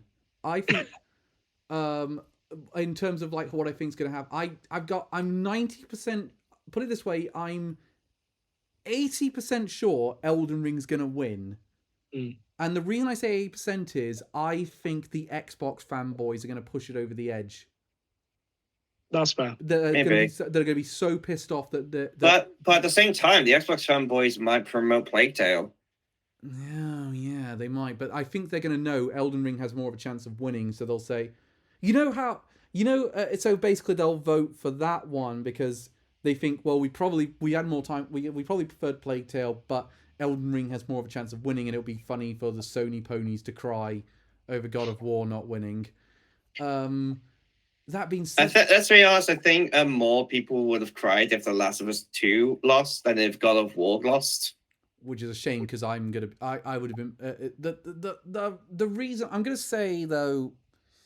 I think God of War could take it on the night. I think it's nominated for so much, and I think maybe the jury vote might push it over the edge over the public vote. I can imagine Elden Ring winning the public vote, and God of War comes second in the jury vote, but the jury vote pushes God of War just a little bit over. I don't know. It could go either way. It is difficult. I still think I just still think Elden Ring. It's kind of, especially because it's kind of difficult for games that come out around the end of the year to win at the night. From what I can guess. Yeah, I'm trying to think when the previous winners all came out, and they mostly come out early to middle of the year. It's very rare end of year games win it. When was Sekiro released? That was like September, wasn't it? February, March. Yeah, no, I remember. It was early. It was early in 2019. I know that much. Yeah, it was. It was quite early because I remember when Ren was watching the previews for it. So yeah, Sekiro came out quite early. God of War comes out in 2018. Came out in April. Breath of the Wild comes out in March. Wait, when did this It Takes Two come out? February. It was a Valentine's Day game. All right. Breath of the Wild came out in March. Yeah, Twilight and Tender come out pretty early. Last of Us Part 2 came out in June. That was around the middle of the year, yeah. Yeah, so that's middle of the year. That still fits in with our hypothesis. 2016 was Overwatch. That doesn't look great in hindsight. No. When did that come out? I'm pretty sure that was April. I think that was April. Yeah. I think you're right. 2015 was... Dragon Age Inquisition, that one was, no, right? That was 2014, I think. Oh, yeah. Overwatch was 3rd of May. Okay. One second, I'll have a quick look. Game Awards 2015. It was... Here we are. Witcher 3 won Game of the Year that year. Oh, right, okay. Witcher 3 won in 2015. When did that come out? That was pretty early. October. Oh, no, that was Witcher 1. You just brought up. May. May. 19th of May. Yeah. 19th of May. So yeah, that fits in with our theory. And so the latest of them was Last of Us then. What about Dragon Age Inquisition? Because that's a weird one in hindsight as well. Yeah. Because I know there's a lot of people like that one, but no one really talks about that game anymore. I think it's kind of the same with a few other winners. Like It Takes Two won won Game of the Year last year. The year most people talked about since is when it came out on Switch. Okay, Dragon Age Inquisition is the latest one. That came out on 18th of November of 2014. Yeah. So that challenges our theory a little bit. I'm not saying it's impossible. I'm saying it's just more likely that the other ones are going to win. Yeah, but that's interesting for me. You are right. Most of them came out to the middle to the early part of the year. Not many. So that would suggest Elden Ring will win this one. Yeah. So or Xenoblade, because that was in July. Xenoblade was in July. I'd love to see Xenoblade win it for Monolith Soft purposes, but I mean, let's be honest. Like I keep saying, Nintendo doesn't tend to win them. The only ones I think it won, it really won with was Breath of the Wild, and Xenoblade is a lot more niche. Yeah, I agree, and it didn't sell. Yeah. It didn't sell amazingly. Like again, I mean, how Smash Bros didn't win the year it was nominated. That one. I think I think it was a bit outclassed that year, and again, in terms of like the sole nominees was going up against and the people that vote in the Game Awards, I think Smash Brothers was in a bit of a disadvantage that year. Yeah. I mean, everyone was saying, oh yeah, it's Smash Brothers or it's Death Stranding, and then Sekiro nicked it at the last minute. Honestly, I was throughout the year, I was thinking it would be more Smash Bros or Resident Evil 2. Okay, so that's our thoughts on all the nominations. Can you guys think of a game that didn't get any nominations at all? One that I think should have gotten, not none, but one I think it should have gotten more was Kirby. I agree. Kirby, I think, should have got more. Reese? I would have gone Digimon Survive. Yeah, Digimon Survive is pretty good. I think that one could have done. Maybe for best narrative. Yeah. Defo best narrative. It's very good narrative. Yeah. Not best RPG mechanics, because it was quite light on that. Do you know what I quite liked, and I'm surprised I didn't get many nominations? Soul Hackers 2. I think that one was kind of mixed, honestly. It was basically Persona Light. Yeah, I don't think it helped it come out like a month or 2 months before Persona 5 was put on everything. Maybe. I'm trying to think. It's actually a good. Maybe Star Ocean. Is that out? Yeah, it's out. Came out. Yeah, that came out same week as like Bayonetta and all those games, and I was like, pay a bit of that. It's all right. Yeah, but it's always been Square's middling one, so it's never been something they propelled forward. Oh, how about Strangers of Paradise? I was never getting nominated. Unless they had best memeable game. My mission is to kill chaos. That's all I know. I feel like Stranger Paradise has to have the best memeable game category. No, do you want to know the sad thing? That opening bit that everyone's laughing at, as well as a bit where he says bullshit that walks out listening to Limp Bizkit. Those are the only funny moments in the game. Everything else is just not. Sadly, the rest of the game is just boring. Okay. I was expecting it to be worth it just for the dialogue, but I'm glad we decided not really, sadly. I will say I'm glad we didn't decide to pick our games of the year at the minute, because there's a bunch of stuff to come out before I want to make my decision. Like, I want to know what Pokemon Scarlet and Violet is like. I want to know what Sports Story is like. I want to know what Callisto Protocol is like. Callisto Protocol is just about to come to it, yeah. And there's also Crisis Core Reunion. I mean, that's obviously a remake, so we can't really. That's not a ground up. It's not a from the ground up remake, but well, it's more of a ground up remake than the Last of Us Part 1 remake. Let's talk about the trailers that we think we're going to see on the night. The world premieres we're going to see on the night, and the updates we're going to get on the night. So we've already said Alan Wake 2. We've already said we think Alan Wake 2 is a defo. We think Elden Ring DLC. You're going to go with Elden Ring DLC, Reese. Yeah. Immediately off the bat. I'm going to say immediately off the bat, Final Fantasy 16 gets a release date. Yeah.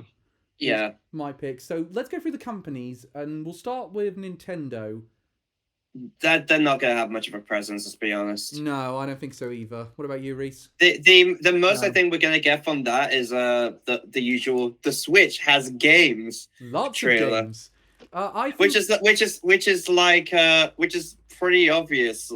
Like what else are they going to show? Air has oxygen. Lots Water of oxygen. is wet. And Well, I'm basically I'm Nintendo's going to show is Mario Kart 8 DLC. That might be a thing. I say maybe, but when you look at the other things they announced, like they announced Joker and Sephiroth for Smash Bros. I don't think just Mario Kart DLC is big enough to really show off at the Game Awards for them. Also, because those two were big announcements. When it comes to first party stuff, Nintendo likes to announce and market it on their own terms. Yeah, they're not like I'm trying to think what they would. And what I'm thinking they'd bring to it, and the other games they tend to bring to these things, I'm thinking of things they have brought to this, and it's usually third-party games that they're publishing. So Bayonetta 3's announcement, that's at the Game Awards. They announced Marvel Ultimate Alliance 3, which they did publish. That was at the Game Awards. The other one they did was Bravely Default 2. That was shown off at the Game Awards. So maybe we might see something of Octopath Traveler 2. Maybe, but Nintendo's not publishing that because it's coming to PlayStation 4 and 5 the same day as well as Steam. Yeah. I think, though, the one I think might happen, if it is a thing, is a HD 2D remake. And I'm going to go out on a limb, and this is a wishful thinking, not I've heard something and I think this might be a thing. Chrono Trigger remake. That would be good. That would be good, but it doesn't seem very likely at this stage of the game. I feel like if we are going to get a 2D, 3D game announced from them, not from them, but just in general, it might be Dragon Quest 3 remake. If not, at the same time, that could definitely just be more of a Tokyo Game Show thing. If not, it might be just again Octopath Traveler 2. I'm going to quash both the Dragon Quest ones. I believe that they're going to be shown at Jump Festa. Yeah. That's where we'll see Dragon Quest again. That's a Japanese-focused event. We'll see something Dragon Quest related at that. I'm going to say... Dragon Quest 12. It could be shown, Elliot. I'm not going to say defo, but it could be shown at that event. That's the event to look out for it. I will say let's move on to PlayStation. What do we see from PlayStation? I think we might see Last of Us 2 remake. Oh god, don't tempt them. No, they're just going to jump the gun and say Last of Us Part 3 remake before it's even out. What about... No, they'll just go all the way up to Last of Us Part 4 remake. I think PlayStation haven't had... Here's two reasons why I think we'll see something sort of big, but not very big. They want to give a good impression because they didn't really have a showcase this year. So I think they might want to show off like something. Maybe they'll show off a Spider-Man 2 or something like that. Here's the maybe just going to say there was Wolverine. Oh, yeah, I was going to say Wolverine, maybe. Yeah, and that probably is going to come out middle of next year. Something that I hope they don't show off, because I hope it's not real, is the rumored Horizon Zero Dawn remake. From what I think that is real, Elliot, but I don't think it'll be shown now. I think they're timing that with the Horizon TV show. There's only 2 games in the series. I know. It's worse than The Last of Us. It's worse than The Last of Us. The Last of Us is at least 9 years old. Zero Dawn's only 5. And Zero Dawn already had a PS5 patch. Like, why? Yeah. And it's like you didn't do Jak and Daxter, you didn't do Sly Cooper, you didn't do Ratchet and Clank. Like, you could reboot Wild Arms. Like, I'd love to see Technically, it did reboot Ratchet and Clank, but they did that last time. Let's talk about but what about that narrative game that was about like what about that one? Narrative game? It was a narrative game like it was like, it's not Story of Seasons, it's called something like Seasons, I believe it was called. Yeah. We've seen that PlayStation really show off that one. Maybe they'll pick the Game Awards again for that one. Mm-hmm. It feels like one of those like dull-ish announcements that you get at the Game Awards. I'm certain despite it dying, and we're somehow gonna still get advertisements for Google Stadia. Those are always consistent at the Game Awards. Not even anymore. They're going with that one. Shall we go to Xbox? Now it's But held. Cal, Xbox has no games. Now Xbox are gearing up for a very big year next year. I feel like we'll probably get something of Starfield from them. Yeah. Maybe. No, I think there's a couple of things I think are going to come from the Game Awards, which I think Xbox will have a part in. I think maybe Hellblade 2 again. I feel like Oh, Hellblade! I would love to see more of Hellblade. I feel like the time is right to give more information on Hellblade. I feel like Redfall might get a release date. Yeah, that's fair.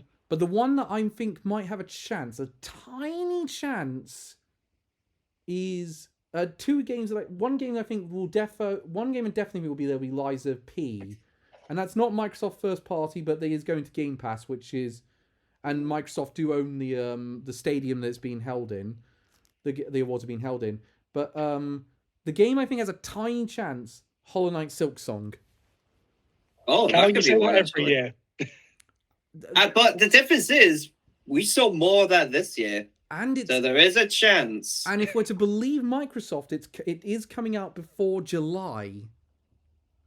So now would be a good time to really show off that release date and say, Hollow Knight Silksong coming to Game Pass. Here's when it's coming out.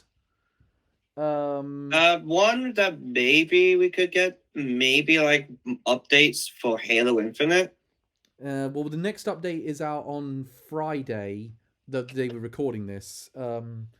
So there will have already been one for like a month afterwards. But if they have a very significant one, that would definitely be a place to show it off.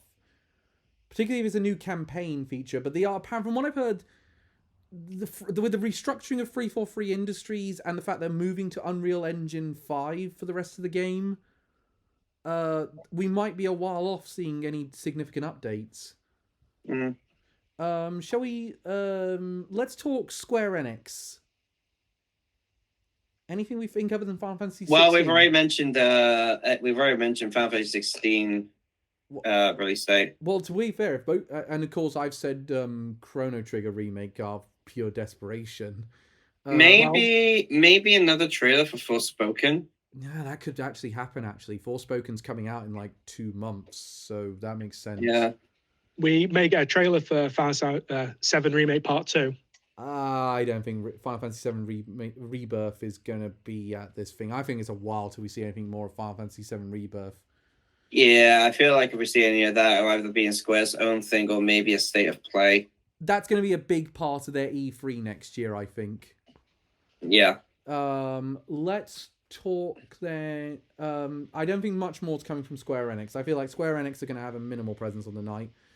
Again, the only thing I can really think of by them is either Octopath Traveler 2 or anything Dragon Quest related, which I don't think we'll really be getting there. Again, I feel like Dragon Quest, you want to look for the Japanese audience, and they're not really watching the Game Awards. Yeah. Let's see. Ubisoft. I think they're not at this thing. You never know. We might get more of their Avatar game. Yeah, that's a maybe because they get a massive delay. Oh, actually, maybe we might because the movie's coming out around that point. It is, yeah. It's like a week out from it. Yeah, no, I think you're right. I think we do see the Avatar. The Strike While the Iron's Hot. Show off a bit more of that Avatar game. I'm not happy about it, but Strike While the Iron's Hot. It'll be the only time people care about it. So that's Square Enix. That's Ubisoft. Wait, maybe just go back to Ubisoft quickly. Maybe Prince of Persia. Oh god! So if what we're hearing about development is correct, that game's a mess all over the place. Yeah. Yeah. And something that I know we're likely not going to get because I doubt it's actually going to be coming out anytime soon. Beyond Good and Evil 2. That game is cancelled. That is not. It is. This is not coming out. Let's be honest. We haven't seen anything like that in years. Yeah, it also currently holds a Guinness World Record for longest game in development now. Really? Yeah, it's officially got one. Bloody hell. It's actually gone into development for longer than Duke Nukem Forever. Yep, it has. Can I also add to this? Can I also add to this one on Ubisoft's front? I don't think anything Assassin's Creed is going to be showing up in this. I feel like they got out all their Assassin's Creed information Yeah, I don't think we're going to be getting anything Far Cry either. Yeah, the Far Cry I think is on a bit of the back burner with them at the minute. Yeah. Well, Next, especially because they announced 12 different Assassin's Creed games at once. yeah, they announced way too many Assassin's Creed games at Good once. God, I think they've been taking notes from Marvel. So what about so you don't Ubisoft. Who else goes to E3? Let's think about the E3 lineup. Capcom. Let's think Capcom. Street Fighter. Yeah, Street Fighter. I think Yes. it's the obvious one. I think Street Fighter 6 is almost a lock at this thing. Not necessarily a release date, but I think they're going to show off something new about the game. Maybe, I don't know, extra advertising for the Resident Evil 8 DLC? Well, the Resident Evil DLC is already out, so... Yeah, I mean, that's what I mean, just advertising for it, not like a new trailer. Yeah, that's true. Do you know one game I'm really worried we're going to see a trailer for, despite the fact it's got a massive delay? Doki V. You know that Korean game that always has the real bubblegum look and there's the music... Oh, with the kids. Yeah, the music... Oh, no. Please, no. Please, that game is so bad that I had to turn down the volume. Do you know because it split the eardrums? I had to mute it. I'm certain if we get that trailer, I'm just going to be muting it and listening to Metal Hellsinger. Yeah, same. I will say, though, that game's a very long while off because it just was announced yesterday that the game's been delayed beyond 2023. Good, keep it there. Yeah. How is that game delayed for that long? Yeah, considering what they've shown off, I was like, wow, what has gone wrong here? Something has gone... How badly have they butchered it? Something has gone horribly wrong, if that, considering what the state the game looked in before. Capcom-wise, I've got a weird feeling, is it time for Mega Man? Cal, it's never time for Mega Man. They've just announced Mega Man 11 is the best-selling game in the franchise, so that might coax them to say Mega Man. It's time for Mega Man. It's Mega time. Let me try. Let me believe it's time for Mega Man. Cal, we all saw that stream of 11. It's definitely not time for Mega Man for you. I will get better, I promise. When, Calvin? When will you stop wasting our time? Oh, I know what I'm streaming next. The next up. I'm currently streaming Sonic, so you can't do that. Yeah, no, I'm saying I'm making my plans. The next. Actually, there's a segue. Sega and Atlas. Let's group those two together. Maybe Yakuza. Maybe Yakuza. Yeah, I think so. Or like a Dragon, as I call it now. Not quite Yakuza 8. Maybe more on like a Dragon Ishin. At the risk of turning up on poorly aged things, the one I'm going to say is definitely not here because I think it's further back than we thought. Persona 6. Yeah, I don't think we're going to be getting that anytime soon. I thought if we would, it would have been announced during the 25th Persona 25th anniversary. They had an opportunity to do it. They didn't do it. That means that they're waiting a little bit longer to show it off. One I think could happen. We might see like bit of a trailer for Persona 4 and 3. Yeah, that might happen. What about Persona? Do you think we'll ever get another Persona 5 spin-off now, like an arena or something else like that? I would like to think that because they did sort of have a bit of a hint of it at the end of Persona 5 Strikers. But I'm honestly not that sure. Reese is currently just the nose. Yep. It's just gone really dark and rainy here, so the camera's not detecting me anymore. Turn on the light. Can I? I can't. I've got Alfie on me. Alfie, turn on the light. Can I add another one to the subject of Sega? Do you reckon we see a trailer for more DLC for Sonic Frontiers? I don't think so. I think it's too early if we do get any. Yeah, I agree. Okay. Let's think of another. Any other companies to think? Reese really reckoned Elden Ring DLC is going to show up here. I'm going to say no to Elden Ring DLC. The reason being, that I think there's a rule about not advertising DLC for nominated games. I think they might, just because also in the last patch they've added in a bunch of the DLC files already. So think get ahead of the leaks. Yeah. Elliot, what do you reckon? Elden Ring DLC, do we see a trailer for it? I don't know at the Game Awards quite. Yeah, I don't know how far away we are from getting DLC from Elden Ring, considering it normally does take a while for Dark Souls to get it. And I have a feeling that with Elden Ring, it's going to be really big, the amount we get, like Skyrim levels. Okay, let's say, I reckon that's Game Awards then. I think Game Awards is when we see the first of that. Not Game Awards, Summer Games Fest. I think there'll be another Jeff Keighley show we'll see that at. Possibly. Well, didn't the Destiny 2 show off its DLCs and Game Awards in the past? It has, but I don't think it's going to be... Destiny 2's DLC is as big as what Elden Ring is going to go for. Yeah, also, was Destiny 2 nominated on the showed off DLC? No, Destiny 2 was never nominated. Yeah. Let's... so that kind of leads us... I can't think of anything else Bandai Namco related. Tekken 8. Tekken 8, yeah. Oh, yeah, no, Tekken 8. Yeah, I completely forgot. Yeah, Tekken 8. Maybe, and I know this is not likely, but I can dream maybe Soul Calibur 7. It's like it is one of those holy shit moments that we get at the Game Awards, and there's usually at least two of them every year. Please give me more Soul Calibur. That's the one fighting game I care about. EA. Not Smash. There's more of a party game, let's be honest. Okay, let's go for EA. There's a couple of games we can think of there, like Jedi Fallen Order's sequel. Yeah, Jedi Survivor. So Jedi Survivor, and there's Mass Effect reboot. Andromeda 2. I don't think it's Andromeda 2 where they're going with Mass Effect. Mass Effect 3.5. What about the new Dragon Age game?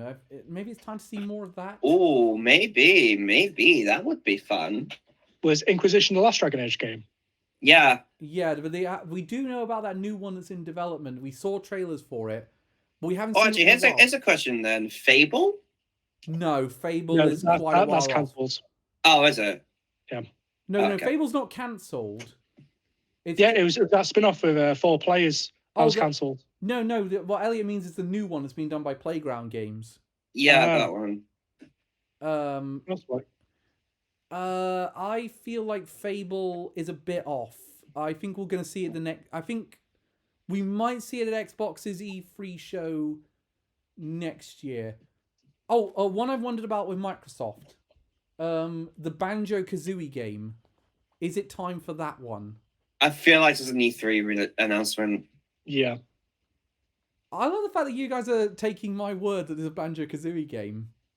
I don't really, but I more think if we do get it, it is going to be an E3 announcement. What about you, Reese? Yeah, it's unlikely to happen, but if it does happen, then it would be E3. Let's be honest, Banjo-Kazooie will be one of the biggest announcements from Microsoft at the minute. I feel like Microsoft want to do it on their own terms.